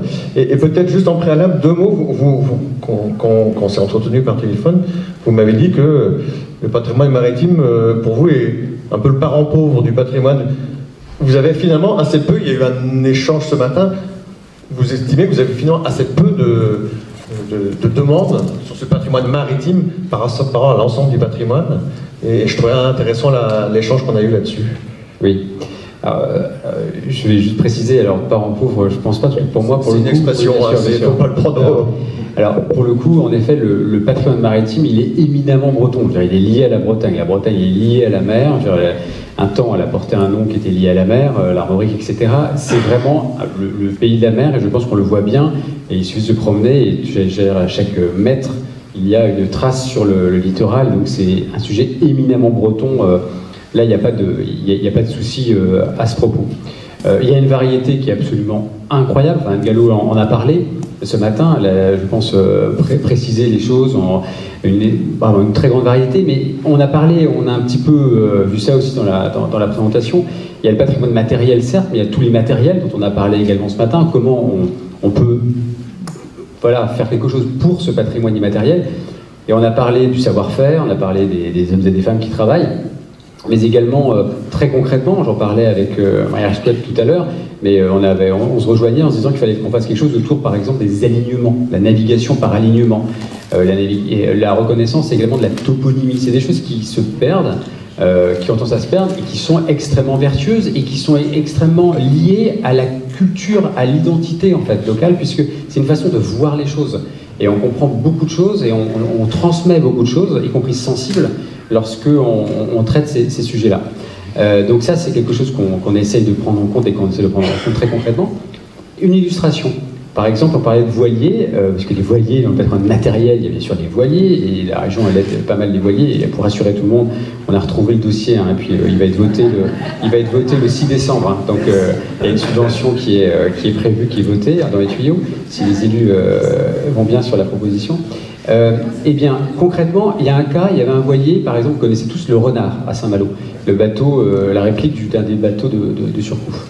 Eh bien, il a été construit par rapport à des gravures qui ont été retrouvées au XVIIIe, et donc du XVIIIe. Donc le bateau est reconstruit à l'identique, et puis il est mis à l'eau, etc. Et là, les marins, des gens qui savent un peu gérer les bateaux, disent on n'arrive pas à le faire naviguer avec la voile, avec cette voile-là, ça va être un problème. La gravure devait être fausse. Et en fait, non, elle n'est pas fausse. On avait oublié l'utilisation spécifique de cette voile extrêmement particulière. Donc il y a tout ce patrimoine, alors qu'on ne peut pas dire qu'en Bretagne, il n'y a quand même pas des experts de la navigation à la voile, y compris traditionnelle. Donc il y a tout ce pan de la culture et ce patrimoine qui est fondamental, parce que si on perd ça, on a tout perdu, quoi. Donc ça, c'est assez important, donc y compris sur l'immatériel, le matériel lié, y compris sur le matériel et l'immatériel, encore une fois, et sur le tourisme. Les voiliers, par exemple, c'est bien. Imaginons qu'on a des voiliers restaurés. En Bretagne, il y a quand même des voiliers il y a des fonds publics, en tout cas pour les restaurer, et a priori, quand ils sont d'usage collectif, ils sont plutôt restaurés. Ok, il y a des gens qui vont après à bord faire des tours, mais encore faut-il qu'il y ait une qualité de la prestation. C'est-à-dire que souvent c'est le cas, mais pendant un temps, pendant des années, c'était un peu, excusez-moi l'expression, mais c'était un peu du problème de couillon, quoi. C'est-à-dire qu'on met quelqu'un à bord, on lui fait faire un tour, on le ramène au port. Encore faut-il qu'on lui explique ce qu'il voit, ce que c'est que ce patrimoine naturel, culturel autour de lui, qu'on lui explique des choses. Et ça aussi, ça veut dire que souvent les marins étaient des passionnés ou des très bons marins, mais peut-être pas tous, en plus des médiateurs, peut-être pas tous des historiens, etc. Donc il y a tout comment on accompagne également ces gens, ces passionnés, pour pouvoir être des bons médiateurs. Donc ça, on essaie de travailler. Et puis il y a l'archéo aussi, tout ce qui est l'archéo terrestre, l'archéo sous-marine. Et là aussi, en Bretagne, c'est impressionnant tout ce qu'il y a. Donc, en effet, il y a une richesse énorme. Et là où à un moment donné, je vous ai dit que pouvait être un peu un sujet de surprise pour nous, c'est que la région, par exemple, pour vous donner une idée, elle aide très opérationnellement, rien que sur le patrimoine et la valorisation du patrimoine, elle aide entre 400 et 500 projets par an. Sauf que en 10 ans, donc ça fait quasiment 4000, 5000 projets. Il y avait à peu près 5 projets sur le patrimoine maritime. Je ne parle pas de bateau, je parle de patrimoine en dur, par exemple. Imaginez en Bretagne. Donc, parce que, de façon très classique, qu'est-ce qui est du patrimoine? Un château, une chapelle, un calvaire, une fontaine, et je ne juge pas. Mais voilà, ça fait partie du roman national, c'est le patrimoine, c'est ça, en fait. Sauf qu'en Bretagne, la spécificité, c'est qu'on avait un patrimoine maritime. Et c'est aussi un patrimoine, entre guillemets, on en a vu ce matin avec émotion, certains en parlaient, un peu des petites gens aussi, et c'est pas du tout péjoratif quand je dis ça, mais c'est qu'il y avait également même un rapport même de honte, entre guillemets, parfois sur ce patrimoine. Une illustration, un territoire que je connais bien, Concarneau par exemple, il y avait près d'une centaine d'usines de conserverie de poissons, de sardines. Elles ont toutes été rasées les unes après les autres, et il en reste, je crois qu'il reste maintenant une cheminée sur une centaine. Pourquoi? Parce que c'était presque honteux d'y avoir travaillé, et c'était vraiment pas un patrimoine, une histoire qu'on a envie de garder pour raconter ça. Parce que quand on fait, je pense que vous connaissez l'histoire, mais voilà, la nuit, quand les bateaux arrivaient au port, il y avait une sirène qui sonnait, et qui disait aux femmes qu'elles pouvaient venir travailler, elles embauchaient. Et c'était les premières qui arrivaient, donc elles faisaient la course en sabots hiver, été, nuit et jour pour arriver. Et c'est uniquement les premières qui arrivaient et qui étaient embauchées, qui nourrissaient leur famille grâce à ça. Vous imaginez, c'est du bullshit job avant l'heure, hein. C'est vraiment l'horreur absolue. Donc c'était pas forcément des choses que les gens voulaient garder, mais tout c'est un pan d'histoire qui disparaît. Donc il y a un rapport très curieux. Et donc nous, on avait très peu d'aide à la région, en effet. Donc on s'est dit qu'il fallait qu'on fasse un signal très clair vis-à-vis des Bretonnes et des Bretons, y compris des élus, pour leur dire que lorsque vous avez des choses sur du patrimoine maritime, qui parfois un bout de cale, parfois un bout de quai qui n'est pas protégé, etc., c'est du patrimoine, quoi. Donc on a créé un dispositif particulier qui s'est appelé Héritage littoraux, qui a consisté sur 4 volets. Un volet connaissance, un volet conservation, un volet valorisation, et également un volet expérimentation, c'est-à-dire droit à l'erreur. On se disait, il y a des trucs là, on n'est pas trop sûr, ça marche, on aimerait bien que ça marche, mais on verra bien. Et ça a été formidable, parce que là, on a dit, ça c'est du patrimoine. Et là, il y a eu une variété de projets absolument bluffants. D'ailleurs, là, j'ai le catalogue de tous les projets qui ont été lauréats, pour ceux que ça intéresse, parce que il y a des illustrations, je pourrais en parler, mais je ne vais pas trop capitaliser le micro, mais il y a eu énormément de choses qui touchaient à la transformation en gîte d'étape pour des kayakistes d'anciennes cabanes de Goémonier dans l'archipel de Molène. Et bien là, on y a trouvé un usage et un modèle économique qui fait on a restauré ces biens, mais maintenant ils vont s'entretenir, pas que par l'argent public, ils vont s'entretenir par des gens qui ont une approche très respectueuse des lieux. Donc ça, c'est quelque chose qui est plutôt intéressant. On a également créé quelque chose autour de quelque chose qui était un peu iconoclaste, c'est un sentier archéologique sous-marin. C'est-à-dire que on a dans les discussions avec des archéologues sous-marins du DRASM, des collègues, on s'est rendu compte qu'il y avait des biens, vous savez, des canons, des ancres, là, que parfois on voit sur les ronds-points, là. On se dit que c'était un peu dommage de les avoir que sur des ronds-points ou dans des pièces de collectivité. Et bien on s'est dit, pourquoi est-ce qu'on ne les remettrait pas dans l'eau et on permettrait à des visiteurs d'avoir cette expérience, cette sensation incroyable de mettre un masque, un tuba ou des bouteilles. Et donc on a demandé des archéologues, ils ont fait entre les guillemets, site archéologique reconstitué. Donc c'est scientifique, c'est pas, on les a pas mis comme ça en vrac avec des petites fleurs. On les a vraiment mis comme si l'épave, le bateau avait sombré et c'était une réelle épave. Et il y a une expérience, donc on a créé un cas d'espèce à Saint-Malo, c'était un vrai test, à côté de la Roche du Biseux, un autre à Pleumeur sur les ancres du Stoll. Et voilà. Et là, ça aussi, c'est essayer de faire du tourisme entre guillemets intelligent qui est relié au patrimoine. Et alors, j'ai envie de dire que ça fourmille d'exemples comme ça.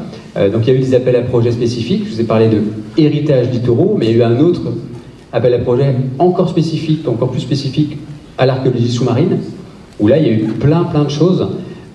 Et la valeur ajoutée, pour le coup, par exemple, de la région, c'est non pas qu'on ait une expertise particulière, mais parfois on va relier des gens, des experts. Par exemple, j'ai un exemple très concret.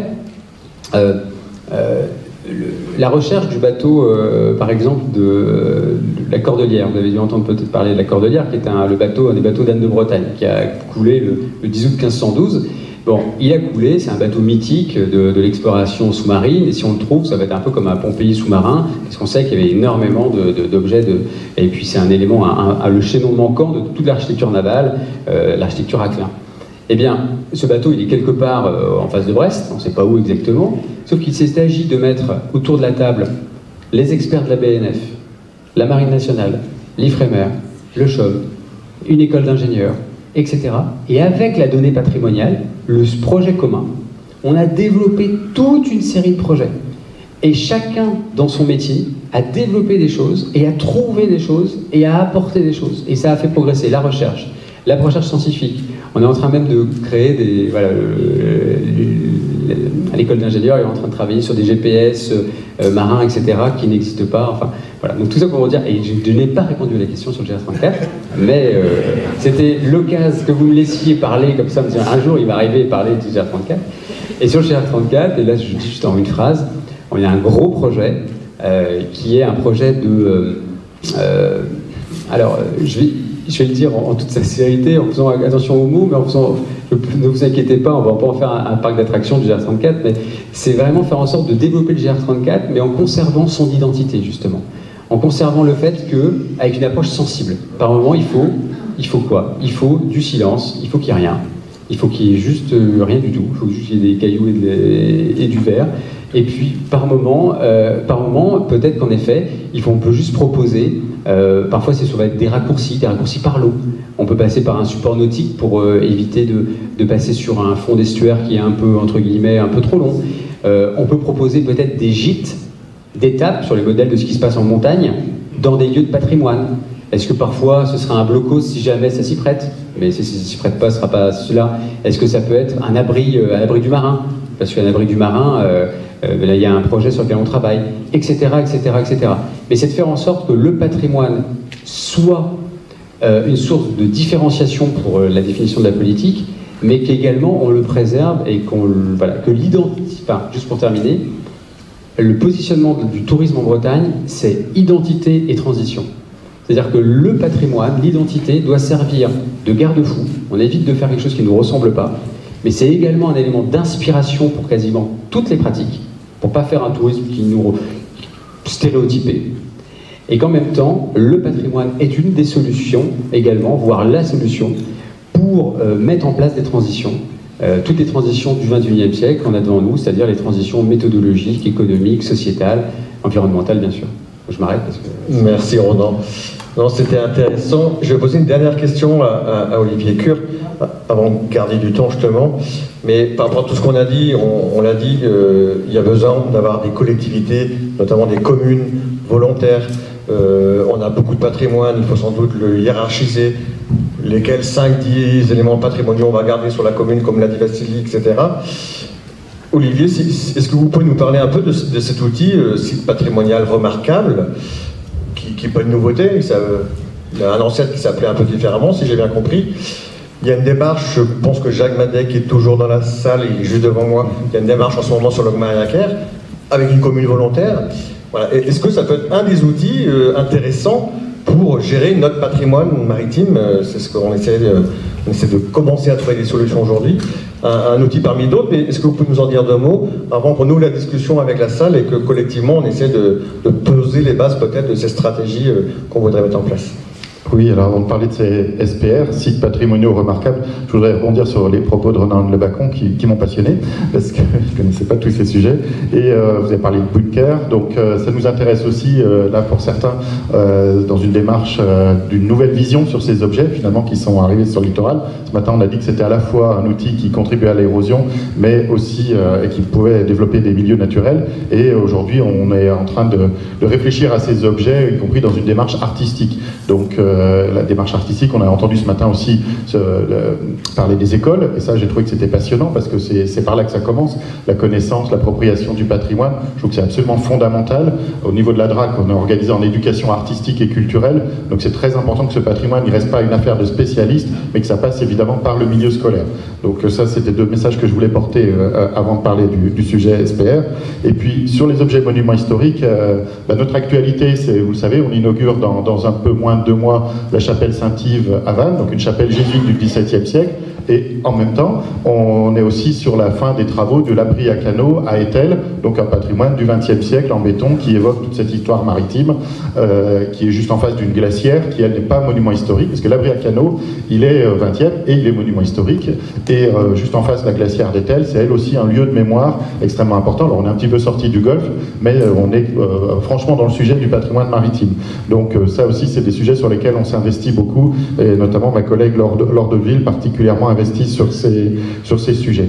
Et donc, pour en revenir à la question que vous posez sur le site patrimonial remarquable, alors il en existe déjà un sur ce périmètre, c'est la ville de Vannes, son centre historique, et les quartiers, notamment le quartier de Saint-Paterne, particulièrement riche en patrimoine, qui est couvert depuis longtemps déjà par ce qu'on appelle un secteur sauvegardé. Donc c'est l'outil le plus, enfin je vais parler tout de suite de la contrainte, parce que c'est l'outil le plus contraignant en termes de gestion patrimoniale, puisque ça veut dire que l'architecte des bâtiments de France émet un avis conforme conforme sur tout type de travaux, y compris dans certains cas sur les intérieurs lorsqu'ils ont été repérés. Parce que c'est un outil qui est doté de fiches immeubles, donc chaque immeuble de vanne dans le secteur sauvegardé est identifié, répertorié et bénéficie d'une protection en tant que tel, et pas simplement parce qu'il serait aux abords des remparts ou de la cathédrale ou d'autres monuments protégés.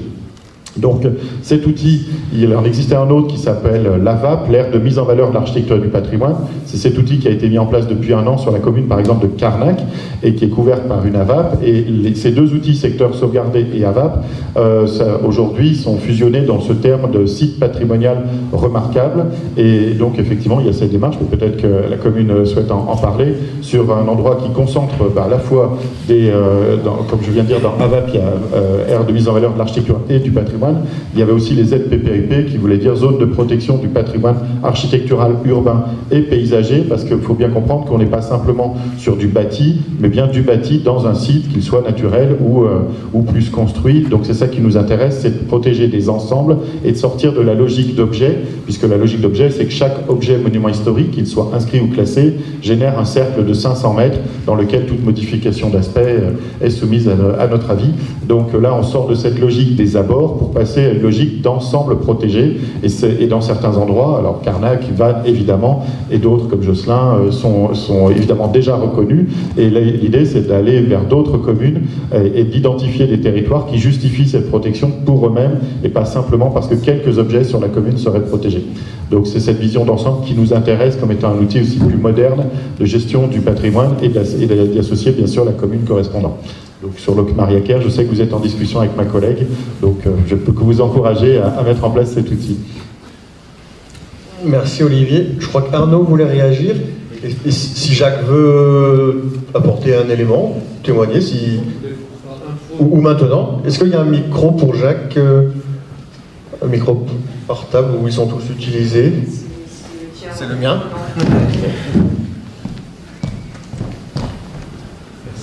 Non, je voulais rebondir simplement en fait sur le terme objet. C'est vrai que dans le cadre de l'UNESCO, donc où je travaille aussi d'une manière assez importante, c'est vrai que l'architecte paysagiste nous avait dit en effet, il y a à un moment donné l'objet, mais il y a aussi le lieu et aussi son environnement. Et c'est vrai que si on ne prend pas en compte à la fois ces trois éléments, bien quelque part l'objet n'a plus de valeur réellement, sinon en tant qu'objet. Et je pense que pour le patrimoine maritime, ça pourrait être cela. Par exemple, quand je prends nos bassins ostréicoles, si on prend que le bassin en lui-même, c'est vrai qu'à un moment donné, c'est relativement limité. Par contre, si on prend son environnement dans sa globalité autour, avec le chantier qui va avec, ou avec l'environnement qui existait auparavant, on a peut-être là une possibilité de priorisation, comme vous disiez tout à l'heure, concernant ce futur inventaire, donc qui pourrait être fait. Parce que c'est vrai que, alors là je rebondis, je reste sur le côté patrimonial. C'est vrai que nos bassins ostréicoles, à un moment donné, je crois que c'est la DTM qui avait éventuellement souhaité qu'à partir du moment où il n'était pas utilisé, qu'il soit détruit. Or, en fait, on s'aperçoit qu'aujourd'hui, il y a le côté patrimonial, et puis il y a aussi également le côté érosion, dont on a parlé un peu ce matin, et que ça fait partie également d'une protection du trait de côte. Donc tout cela ensemble fait qu'en effet, il y a vraiment un intérêt à faire cet inventaire, et surtout à savoir comment on peut protéger ces éléments. Voilà. Arnaud? Je me permets juste 2 ou 3 commentaires et réactions. Alors, en lien avec ce que vous venez de dire, c'est que il y a l'approche par objet, par immeuble, je veux dire, ça peut être quelque chose de très isolé, ça peut être un linéaire. Effectivement, il y a l'approche, on en a parlé ce matin d'ailleurs, par la notion de paysage. Et bien sûr, tout est lié.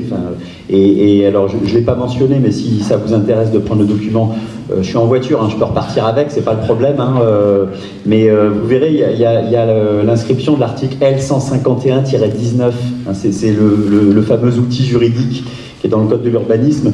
Je vous assomme un petit peu là à ce moment-là. Le règlement peut identifier et localiser les éléments de paysage et identifier, localiser et délimiter ensuite les quartiers, îlots, immeubles bâtis ou non bâtis, espaces publics, monuments, sites et secteurs à protéger. Autant dire que c'est très large. On peut être effectivement dans le PLU dans une approche plutôt spatiale et en partie paysagère. mais on peut aussi identifier des toutes petites choses. Effectivement, par exemple, dans les Pays de la Loire, les échelles de crue, les choses comme ça, sont considérées comme des objets pris en compte. Voilà. Donc ça c'est une première chose, enfin, par rapport à cette question de... alors, moi je suis ravi d'entendre que...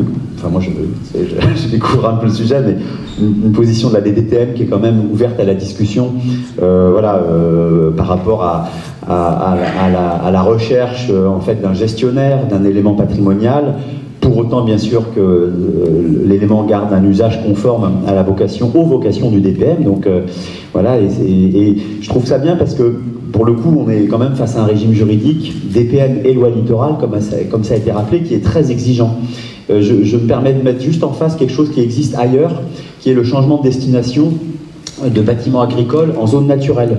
Vous pouvez y être confronté par ailleurs, mais pas en zone littorale du coup en tant que tel. Mais vous savez que si au PLU vous identifiez des bâtiments agricoles qui ont un intérêt patrimonial en zone naturelle, vous pouvez en changer la destination, c'est-à-dire que du coup on peut en faire un logement. Donc là, c'est pas ce qui peut se passer justement sur le DPM, mais on peut en faire un logement alors que c'était un bâtiment agricole, parce qu'on a identifié son intérêt patrimonial. Donc ça, c'est un article qui existe dans le Code de l'urbanisme, mais voilà, ça montre que au nom de l'intérêt patrimonial, sur un autre sujet, on peut arriver à changer la destination, parce que l'enjeu, c'est de protéger un élément patrimonial et qu'on préfère donc transformer un bâtiment agricole en logement plutôt que de le laisser tomber en ruine, quoi. Voilà. Donc c'est vrai que la souplesse de la DDTM, elle arrive au bon moment pour, je dirais, un peu moduler.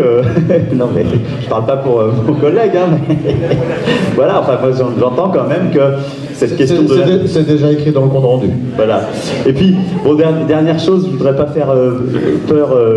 Vous êtes le maire de Locmariaquer, l'adjoint, voilà. Bon, je vais parler aussi sous le contrôle d'Olivier Kirk, mais bon, j'y ai fait un peu allusion tout à l'heure. Faut quand même savoir, mais peut-être que vous êtes suffisamment avancé sur le dossier, qu'il n'y a plus de risque, que globalement, depuis 5 ans, le ministère de la Culture, et je ne parle pas des services déconcentrés, donc je serais peut-être plus à l'aise pour le dire que l'ABF lui-même, donc je vais le faire pour lui. Mais je vous mets en garde, le ministère de la Culture, depuis la loi LCAP donc de juillet 2016, donc a recentralisé, puisque vous seriez sur une création de SPR, voilà. Donc ça veut dire que vous le savez, vous allez passer en commission nationale, et donc avec un arrêté du ministère de la Culture, et partout où on peut le dire en tant qu'amoureux du patrimoine, il faut avoir conscience que cette loi a en partie... supprimé. Moi, je dirais jusque-là, ce qu'on avait avant sous le régime des AVAP. C'est-à-dire qu'avant, on pouvait vraiment avoir une AVAP avec effectivement un patrimoine bâti, et puis des ensembles paysagers, des ensembles naturels, etc. Aujourd'hui, la doctrine du ministère de la Culture provoque un goulot d'étranglement. Alors d'abord, ça c'est la procédure, et puis il y a une vision, hein, enfin je ne sais pas si vous oserez en parler, mais bon, c'est vrai on se rend compte qu'il y a plein de projets de SPR qui ont été retoqués par l'inspection des patrimoines du ministère de la Culture. Donc je ne sais pas si vous avez déjà eu la visite de l'inspecteur des patrimoines, et voilà, donc vous le savez bien, hein, voilà, il va falloir vraiment fortement argumenter. Et moi j'aurais un peu peur, hein, pour être franc, que le patrimoine maritime ne soit pas vraiment éligible aux yeux des services centraux du ministère de la Culture, qui est donc le premier, et c'est ça qui est un peu paradoxal, à dire mais vous inquiétez pas, vous pourrez mettre ça dans le PLU.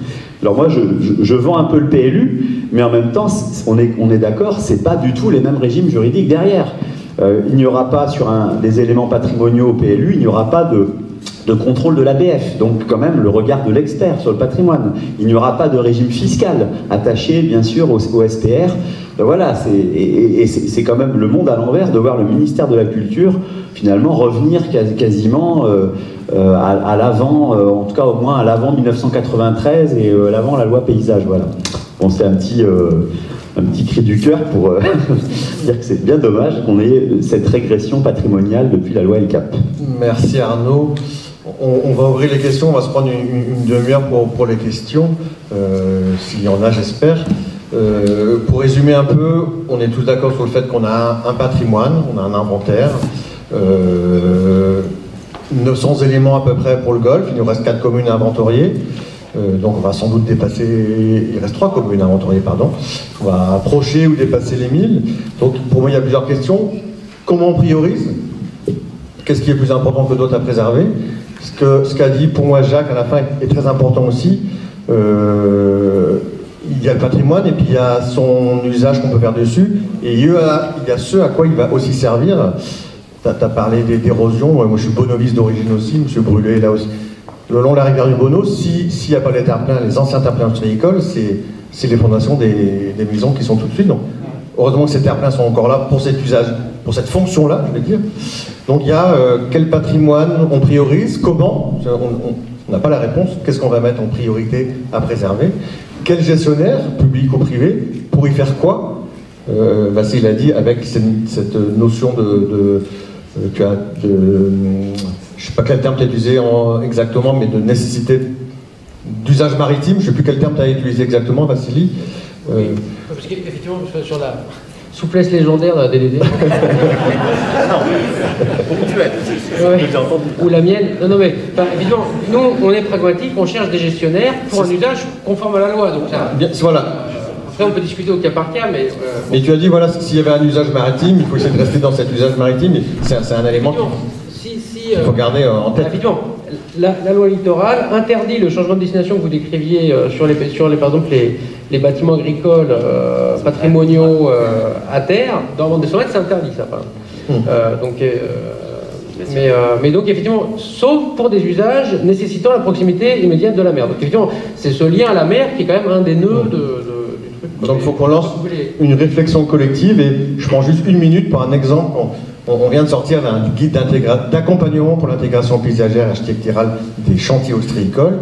La Christine qui est là, qui a beaucoup participé, l'ACTA, Vanaglo, la DDTM, il m'en manque forcément le CRC. Je suis désolé pour ceux, il y a plusieurs services de la DDTM, et j'ai sans doute pas cité tout le monde, je m'en excuse. Jacques a pas mal participé aussi. Et c'est vrai que ça n'a aucune valeur réglementaire, ce document. Par contre, c'est vrai qu'on s'est mis collégialement d'accord sur un certain nombre de préconisations architecturales et paysagères. On s'est rendu compte aussi collégialement que finalement, déposer un permis de construire ou d'aménager pour un ostréiculteur, c'est compliqué parce qu'il y a tellement de calendriers différents, de critères d'instruction différents, qui sont officiels ou pas d'ailleurs, sont les différents services instructeurs, c'était pas simple. Et du coup, ce qui est intéressant, je trouve, dans ce guide, c'est que tous les gens qui étaient autour de la table sont des gens qui sont éventuellement, à un moment donné, amenés à rendre un avis, à instruire un dossier. Et ce qu'on s'est dit, c'est que tout ce qui est dans ce guide, qui est assez concis, il fait 40 pages volontairement, c'est que voilà, aujourd'hui, si c'est Vanaglo, ou ACTA, ou ANABF, ou le service biotif de la DDTM, ou le service culture marine, ou le service SAMEL, et j'en oublie sûrement, voilà, on s'est dit, voilà, si le conchyliculteur qui dépose un permis a respecté ce qu'on avait mis comme préconisation non réglementaire dans ce guide, les différents services instructeurs qui ont validé ce guide devraient donner un avis favorable. Je caricature et je dis ça de manière très très simple, mais sans aucune valeur réglementaire. Mais tout ça pour dire que voilà, quand collégialement on se met autour de la table et on réfléchit ensemble, on peut se mettre d'accord sur des principes, entre guillemets, et après derrière il y a des instructions réglementaires, etc. Et voilà, là on s'était mis d'accord sur des grands principes, après c'est du cas par cas quand c'est instruit, mais sur des grands principes que les gens autour de la table ont dit qu'ils allaient respecter. Donc je pense que là, sur notre stratégie qu'il faut qu'on mette en œuvre sur le patrimoine maritime, c'est pareil, il faut qu'on se mette d'accord sur des grands principes, comment on hiérarchise, comment on priorise, quel type de gestionnaire on veut ou on ne veut pas, je le dis avec mes mots à moi, et je pense que c'est ça aujourd'hui qu'il faut qu'on mette sur la table tous ensemble. Je peux dire un mot juste avant. Un petit mot de Ronan, et je crois qu'il y avait une première question de monsieur. Petit, juste pour dire qu'il y a peut-être une piste, en effet, c'est l'usage comme mot-clé, l'usage, la valorisation, et j'ai pas, parce que c'est normal, j'ai déjà beaucoup parlé, indiqué qu'il y a une politique aussi qui est en lien, parce que c'est une démarche transversale, c'est la politique en faveur du nautisme. Puisque là encore, si on veut sensibiliser les gens, c'est qu'à un moment donné, il faut leur permettre d'aller sur l'eau, d'aller près de l'eau, et ça changera tout aussi sur le rapport regard qu'ils auront sur ces objets, qui ne sont pas que des éléments de... c'est pas qu'un décor, quoi. Tout à fait. Monsieur ? Oui, Jean-Louis David, de la gueule Morbihan. C'est plus une suggestion qu'une question. On a parlé du patrimoine maritime. Moi, je voudrais parler des bateaux d'intérêt patrimoniaux qui naviguent sur le golfe du Morbihan. Et je pense que si on veut que ces bateaux continuent à naviguer, il y a deux points essentiels. Il faudra qu'on se soucie de leur entretien. Ce sont des bateaux anciens en bois qui sont difficiles à entretenir. Et je crois que deuxième point, il faut aussi entretenir les équipages, c'est-à-dire de renouveler et d'aller voir si les jeunes peuvent remplacer. Nous, la moyenne d'âge, c'est 70 ans sur le bateau. Nous sommes aussi patrimoniaux. Parfois, quand on dit patrimoine maritime bâti, à penser au patrimoine bâti proprement dit, comme on l'entend tous a priori. Or, évidemment, nos bateaux patrimoniaux font partie de ce patrimoine maritime. Oui, alors je reviens parce que je vais faire le lien avec ça, puisqu'on est un petit peu dans la même galère, si c'est pas tout à fait la même époque du bateau. Dans la même gueule. Oui, et en fait, ça fait le lien avec ce que vous venez de dire, car en fait, notre association utilise deux biens qui sont sur la DDTM. Donc un qui appartient à la DDTM et un qui est privé, mais qui est sur la DDTM. Et donc en fait, nous avons les autorisations de la DDTM parce que nous avons un projet lié à la mer, puisque notre association est en gros maritime, puisqu'on navigue, on restaure des bateaux. Donc on a d'une part un siège avec de la petite restauration, du stockage et une activité maritime, et un deuxième qui est privé, sur lequel nous avons un atelier de restauration. Voilà, donc c'était pour faire le lien, et pour faire le lien aussi avec l'autre association, puisque nous aussi nous avons des bateaux à restaurer, et peut-être que c'est aussi assez intéressant, parce que je connais beaucoup de nos collègues qui ont en association sur d'autres bâtiments, d'autres navires, qui ont des problèmes de locaux. Et, Tiplac, par exemple, a à l'Armor un très beau local qui est sur la DTM. Nous en avons, et je pense que ça peut être un projet aussi de bâtiment à proposer en activité sur une liaison avec la protection des bâtiments historiques, des bateaux historiques, en utilisant des bâtiments liés à la DTM et à la protection du littoral. Trois questions sur la gauche.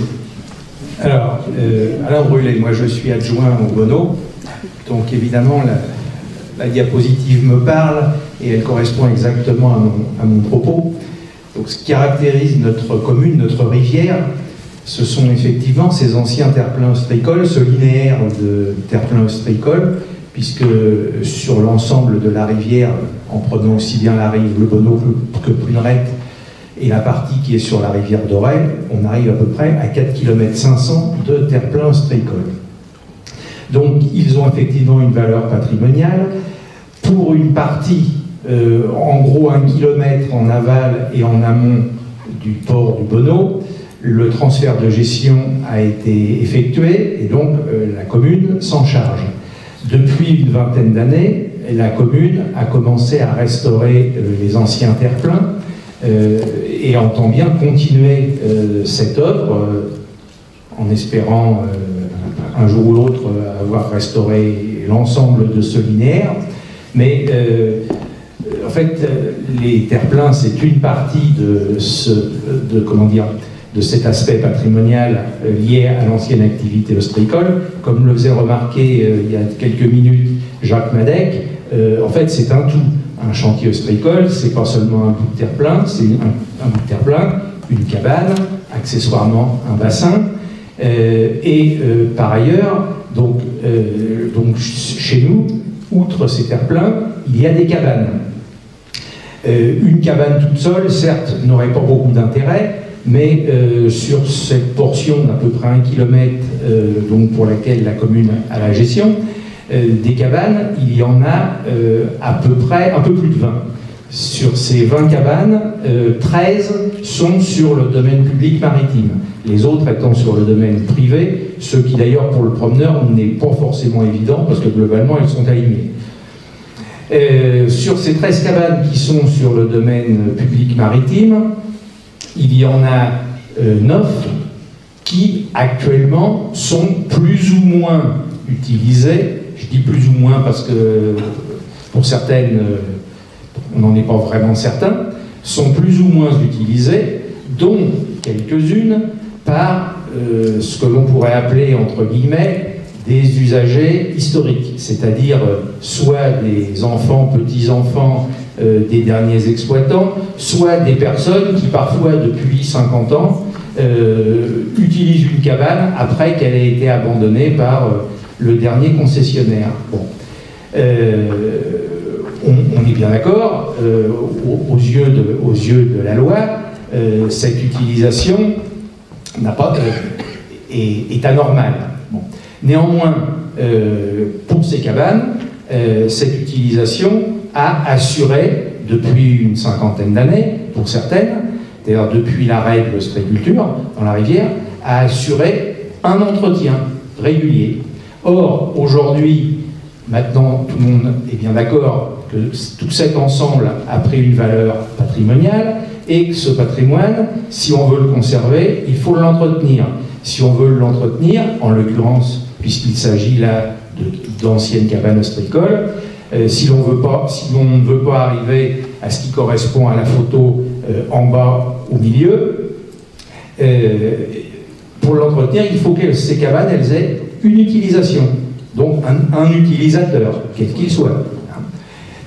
Donc en fin de compte, actuellement, on a une cabane qui est utilisée par la municipalité lorsqu'il y a des fêtes maritimes, on a deux cabanes qui, d'une façon temporaire, ont été prêtées moyennant une convention avec la commune, quelque chose qui a été fait de façon tout à fait transparente et qui est passé en conseil municipal.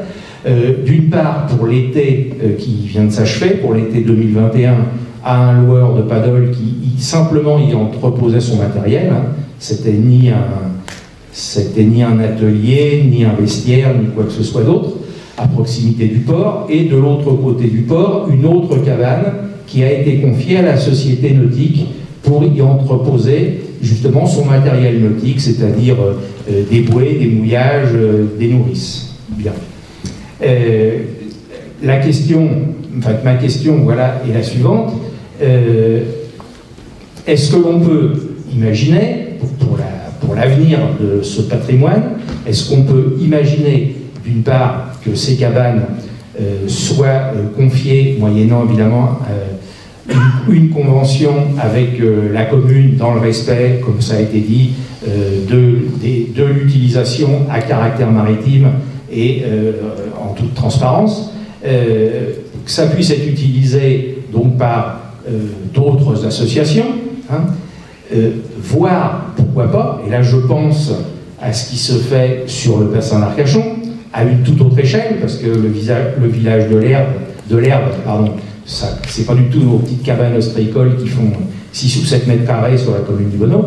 Est-ce qu'on peut imaginer que ces usagers, entre guillemets, historiques, qui ont eu l'avantage de prendre soin de ces cabanes depuis qu'elles n'ont plus d'usage professionnel, puissent continuer, dans la mesure où ça ne dérange personne. Ces cabanes ne sont pas convoitées par d'autres, mais après tout, si elles l'étaient, il serait tout à fait logique que, moyennant une convention, bien éventuellement, une priorité soit accordée à d'autres personnes. Voilà. Est-ce qu'on peut imaginer continuer, c'est pas la commune qui le fait, est-ce qu'on peut envisager que ces cabanes puissent être utilisées pour une activité en liaison avec le domaine public maritime, éventuellement par des particuliers? Je ne sais pas si Vassili, tu vas apporter un élément de réponse ou pas. En tout cas, moi, je peux préciser la question, ou je la complète. Et pour moi, en plus, je suis un peu chauviniste, je suis originaire du Bonneau, j'ai déjà vu. Valeur patrimoniale terre-plein et historique, je pense, parce que on appelle souvent la rivière du Bonneau le berceau de l'huître plate. C'est là que ça a commencé en 1850, l'élevage de l'huître plate. Il y a aussi cette valeur historique, d'où l'intérêt sans doute de traiter la rivière du Bonneau, et non pas la cabane numéro 1 et la cabane numéro 2, mais la rivière. Avec ces deux rives. Hein. Oui. Mon collègue de Pluneret est parti. Avec ces deux rives, non, mais il pourrait en parler aussi. Comme je suis chauvin, j'appelle ça la rivière du Bonneau, pas la rivière du Bonneau. Moi aussi. Et la question, du coup, peut-être Vassili ou Arnaud, ou qui souhaite, c'est la question, c'est est-ce que justement il faut, et j'ai pas de réponse a priori, est-ce qu'il faut faire, si c'est possible, une AOT à l'association X ou Y, ou est-ce qu'il faut que la DDTM fasse une AOT à la commune du Bonneau, qui, elle, va refaire des conventions avec l'association XOY?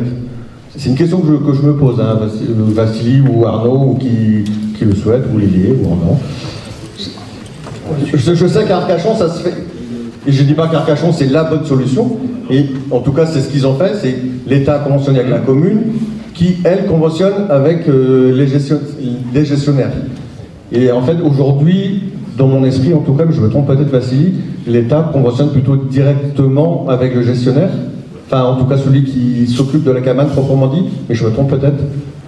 Alors, je ne suis pas sûr que... Il y a plein comment dire, ouais, après on rentre un peu dans du détail, mais la question était déjà très précise d'abord. Donc effectivement, comment dire, je dirais qu'il y a plusieurs choses dans la question.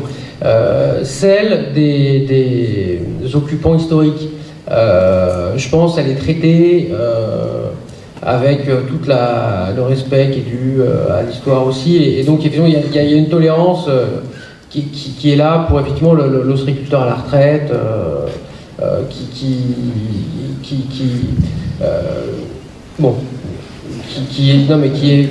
est compréhensible et qui est pas remise en cause, quoi. Il y a pas de, voilà. Après, sur la pérennisation de la pratique après l'occupant historique, ça ouvre d'autres questions, parce qu'effectivement c'est pas convoité, mais si ça commence à pouvoir se faire,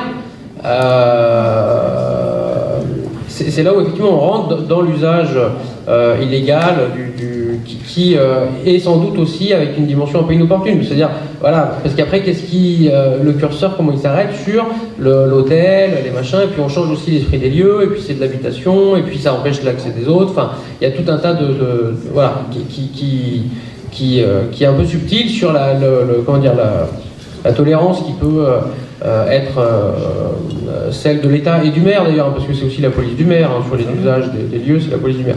Bon, mais je pense qu'il y a une question effectivement sur les occupants historiques qui est peut-être à distinguer de celle de nouveaux usages, quoi, ou d'une pérennisation après voilà. Après, sur le fait de trouver des nouveaux usages en lien avec la mer, là, c'est là où on rentre dans quelque chose qui effectivement sur laquelle on travaille avec la commune du Bonneau et qui est très intéressante, et à mon avis où il y a des solutions tout à fait possibles et sur laquelle on a déjà travaillé, on va continuer à travailler, mais effectivement je pense qu'il y a des usages possibles. Il y a déjà des autorisations qui sont données pour des associations de restauration de bateaux traditionnels, hein. Donc voilà, on peut... le stockage de bateaux, est-ce que ça nécessite la proximité de la mer? Bon, on pourrait en discuter, c'est un débat, mais je pense qu'il y a des solutions possibles dans cet esprit-là, avec un lien affirmé avec la mer de l'activité, quoi, qui permet vraiment de trouver quelque chose. Donc après, je pense sur les 2 ou 3 cas particuliers, il faudrait peut-être qu'on prévoie un travail un peu spécifique pour confirmer, concrétiser peut-être des autorisations explicites qui permettent de confirmer que c'est possible.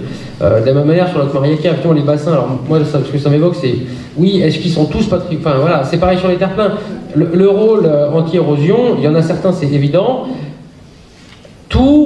Bon, moi, j'ai pas montré toutes les photos, mais il y a des trucs, bon, non. Enfin, non.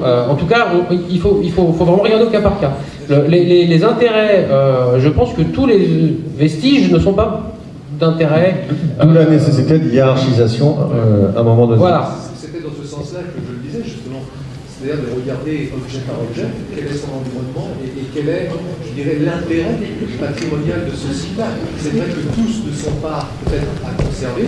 Par contre, il y a le phénomène d'érosion qui est peut-être à prendre en compte comme phénomène nouveau, de savoir si un élément patrimonial peut être aussi un élément de défense. Oui, tout à fait. Alors ça, c'est un élément qui est pris en compte dans la stratégie de gestion du DPM. Si un bassin ou un terre-plein a un rôle de protection d'un bâti légitime attenant, il peut être conservé à ce titre-là. Donc c'est déjà prévu comme ça. Après, évidemment, il faut regarder au cas par cas. Et il faut quand même on disait évidemment le caractère un peu pas chronophage, mais tout n'est pas patrimonial non plus.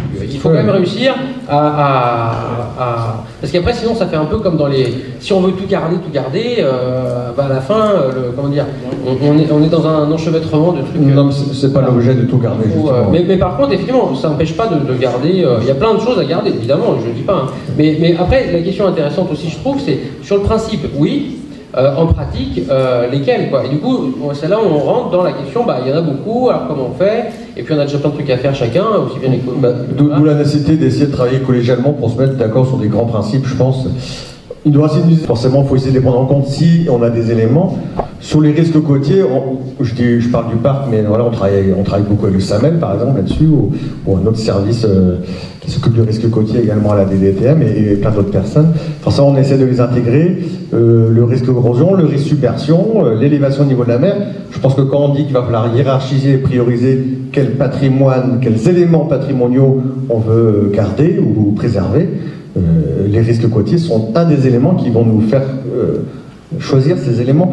Est-ce qu'il faut se battre contre vents et marées pour sauvegarder un élément patrimonial dont on sait pertinemment, je dis n'importe quoi, mais que dans 15 ans, il va être sous l'eau avec la submersion marine et l'élévation au niveau de la mer.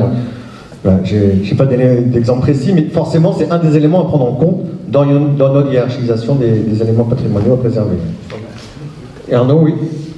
Je sais qu'il y a une autre intervention juste après. Non, mais c'est... alors, juste pour dire que dans d'autres territoires, en fait, c'est le risque naturel qui est aussi un élément de protection. Ici, c'est pas le cas. Mais ce que je veux dire, c'est que parfois, finalement, il n'y a pas besoin de rajouter un outil de protection patrimoniale. L'interdiction de construire d'un plan de prévention du risque naturel en zone rouge est déjà un très bon outil de protection du patrimoine en tant que tel, entre autres contre l'urbanisation. Ici, je sais que c'est pas tout à fait les mêmes... Enfin, le risque d'urbanisation, il est majeur. Hein, c'est d'ailleurs ce qui fait qu'aussi la DDTM doit tenir bon sur cette absence de changement de destination. Enfin, c'est que le risque, c'est le mitage voilà, par des logements, alors que c'était des bâtiments liés à la mer. Et en fait, c'est intéressant hein, pour moi de participer à ce débat, parce qu'effectivement, ce sont d'autres paramètres, mais en fait, toute collectivité, toute commune, toute interco qui est confrontée à qui se confronte à cette question de la protection des patrimoines, passe son temps à faire des arbitrages. Mais parfois de manière, je dirais, un petit peu plus... je ne sais pas comment dire, prosaïque, hein, c'est-à-dire que concrètement, mais c'est ce qui peut vous arriver sur le reste du territoire, c'est on a aussi des projets d'aménagement, et on a du patrimoine, mais on va le sacrifier à l'évolution de la ville. Donc là, l'évolution du territoire, elle est conditionnée par le changement climatique, par un régime juridique, effectivement, mais qui est aussi là pour protéger un bien commun, hein, qui est le domaine public maritime, et puis lié à la loi littorale. Donc c'est intéressant de voir que voilà, les curseurs ne sont pas tout à fait les mêmes, mais c'est vraiment c'est pas à chaque commune, hein, c'est à chaque territoire, parce que du coup, moi je mets le PNR dedans, je mets la population, je mets les services de l'État, c'est à chaque territoire de définir en commun des critères de désignation et du patrimoine à protéger. Et puis, je voulais juste ajouter ça, puis je m'arrête. Le PLU, je ne sais plus qui a dit, on peut changer les zonages. Oui, le PLU est beaucoup plus évolutif, vous le savez mieux que moi en tant qu'élu, qu'un site patrimonial remarquable. Si vous arrivez à le mener à terme, voilà, il sera un peu gravé dans le marbre. Voilà, un monument historique est classé, c'est assez rare qu'on le déclasse. Mais en même temps, ça a l'avantage de ne pas non plus se projeter sur tous les patrimoines sur un temps très long. Et ce qu'on a classé à un moment donné, alors on peut se dire que c'est dommage qu'on puisse le déclasser facilement, mais ça peut aussi avoir des avantages. Et puis je dis que parfois, pour certains patrimoines, la protection, elle arrive le temps du deuil. C'est-à-dire qu'il y a parfois un travail de deuil à faire par rapport à des éléments patrimoniaux, et même parfois par rapport à de la mémoire territoriale, et que finalement, le fait de sécuriser un peu un patrimoine, mais pas forcément pour 100 ans, parce qu'à travers un PLU, on le sait que ce ne sera pas pour 100 ans, bon, c'est un outil qui a des effets juridiques, mais qui a peut-être aussi une vocation un peu psychologique par rapport à la population. Oui, tout à fait. En fait, il n'y a pas d'outil idéal. Je recite Gwen Alain Vouet ce matin, quand il parlait du fort à côté de Saint-Malo. Il a dit « Ce fort n'a aucune protection réglementaire, si ce n'est le caractère inaliénable du site du conservatoire. » En fait, c'en est une, du coup. Oui. Donc voilà, il n'y a pas un outil magique, une multitude d'outils qui va nous aider à préserver le patrimoine qu'on aura mis prioritairement à préserver. C'est par rapport à ce qu'a dit tout à l'heure le collègue de la Yole et le collègue de Maria Guerre sur la préservation des bateaux traditionnels. Les amis du SNAPO, on a le manque de, par exemple, des locaux. Tu as parlé tout à l'heure pour la restauration de ces bateaux. Donc on a pensé, en ce moment, la ville de Vannes fait une enquête sur l'utilisation de la rive qui n'a pas encore été aménagée. Donc c'est pour ça, je vois que vous êtes sur Vannes. Nous, on a demandé à nos adhérents qui le souhaitaient d'envoyer comme souhait auprès de la ville de Vannes de créer une sorte de local pour les bateaux traditionnels, pour tous les bateaux traditionnels, où il pourrait peut-être y avoir ranger des voiles, faire des activités, enfin bon, des expositions sur les bateaux traditionnels. Comme justement la ville de Vannes est en recherche en ce moment d'idées, enfin voilà, c'est un peu ce qu'on a demandé à nos adhérents de proposer. Donc pour toutes les associations, pas seulement les amis. Voilà. Merci. Relayer votre demande, que je trouve tout à fait fondée. Je connais bien les gens du Tamatea, par exemple. Je suis toujours heureux aussi de voir le Corbeau des Mers qui va revenir bientôt pour les fêtes de fin d'année. Et vous aussi, bien sûr. Mais donc, tout à fait. Il lui manque quelques bordées. Comment? Le Corbeau, il nous quitte actuellement. Ah, ouais, voilà. Et il lui manque quelques bordées. Ah, il ne sera pas là pour les fêtes de fin d'année? Non, pas avant mars. Raté pour cette année. Mais ça laisse cette belle image pour l'année dernière. Et puis j'espère qu'on le reverra bientôt, évidemment. Donc c'est une demande tout à fait légitime. Évidemment, vous êtes au courant de ces projets où la population de Vannes est interrogée aussi pour... et ça, c'est une démarche intéressante à porter des idées.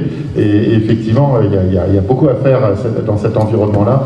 Et le port de Vannes, c'est évidemment une des cartes postales aussi une des... Enfin, est-ce que c'est une entrée ou une sortie du Golfe? J'en sais rien. Mais en tous les cas, c'est évidemment un lieu majeur et qu'il faut soigner. Et les bateaux patrimoniaux, j'apprécie beaucoup que l'extrémité, la toute fin du Golfe, soit réservée aux bateaux patrimoniaux. Je trouve que c'est une initiative intéressante qui permet d'afficher, et non pas juste du voilier aujourd'hui en plastique majoritairement. Donc je trouve que ça c'est essentiel pour l'image de la ville et l'image du Golfe en général, quoi. Donc je reverrai votre il y a des chantiers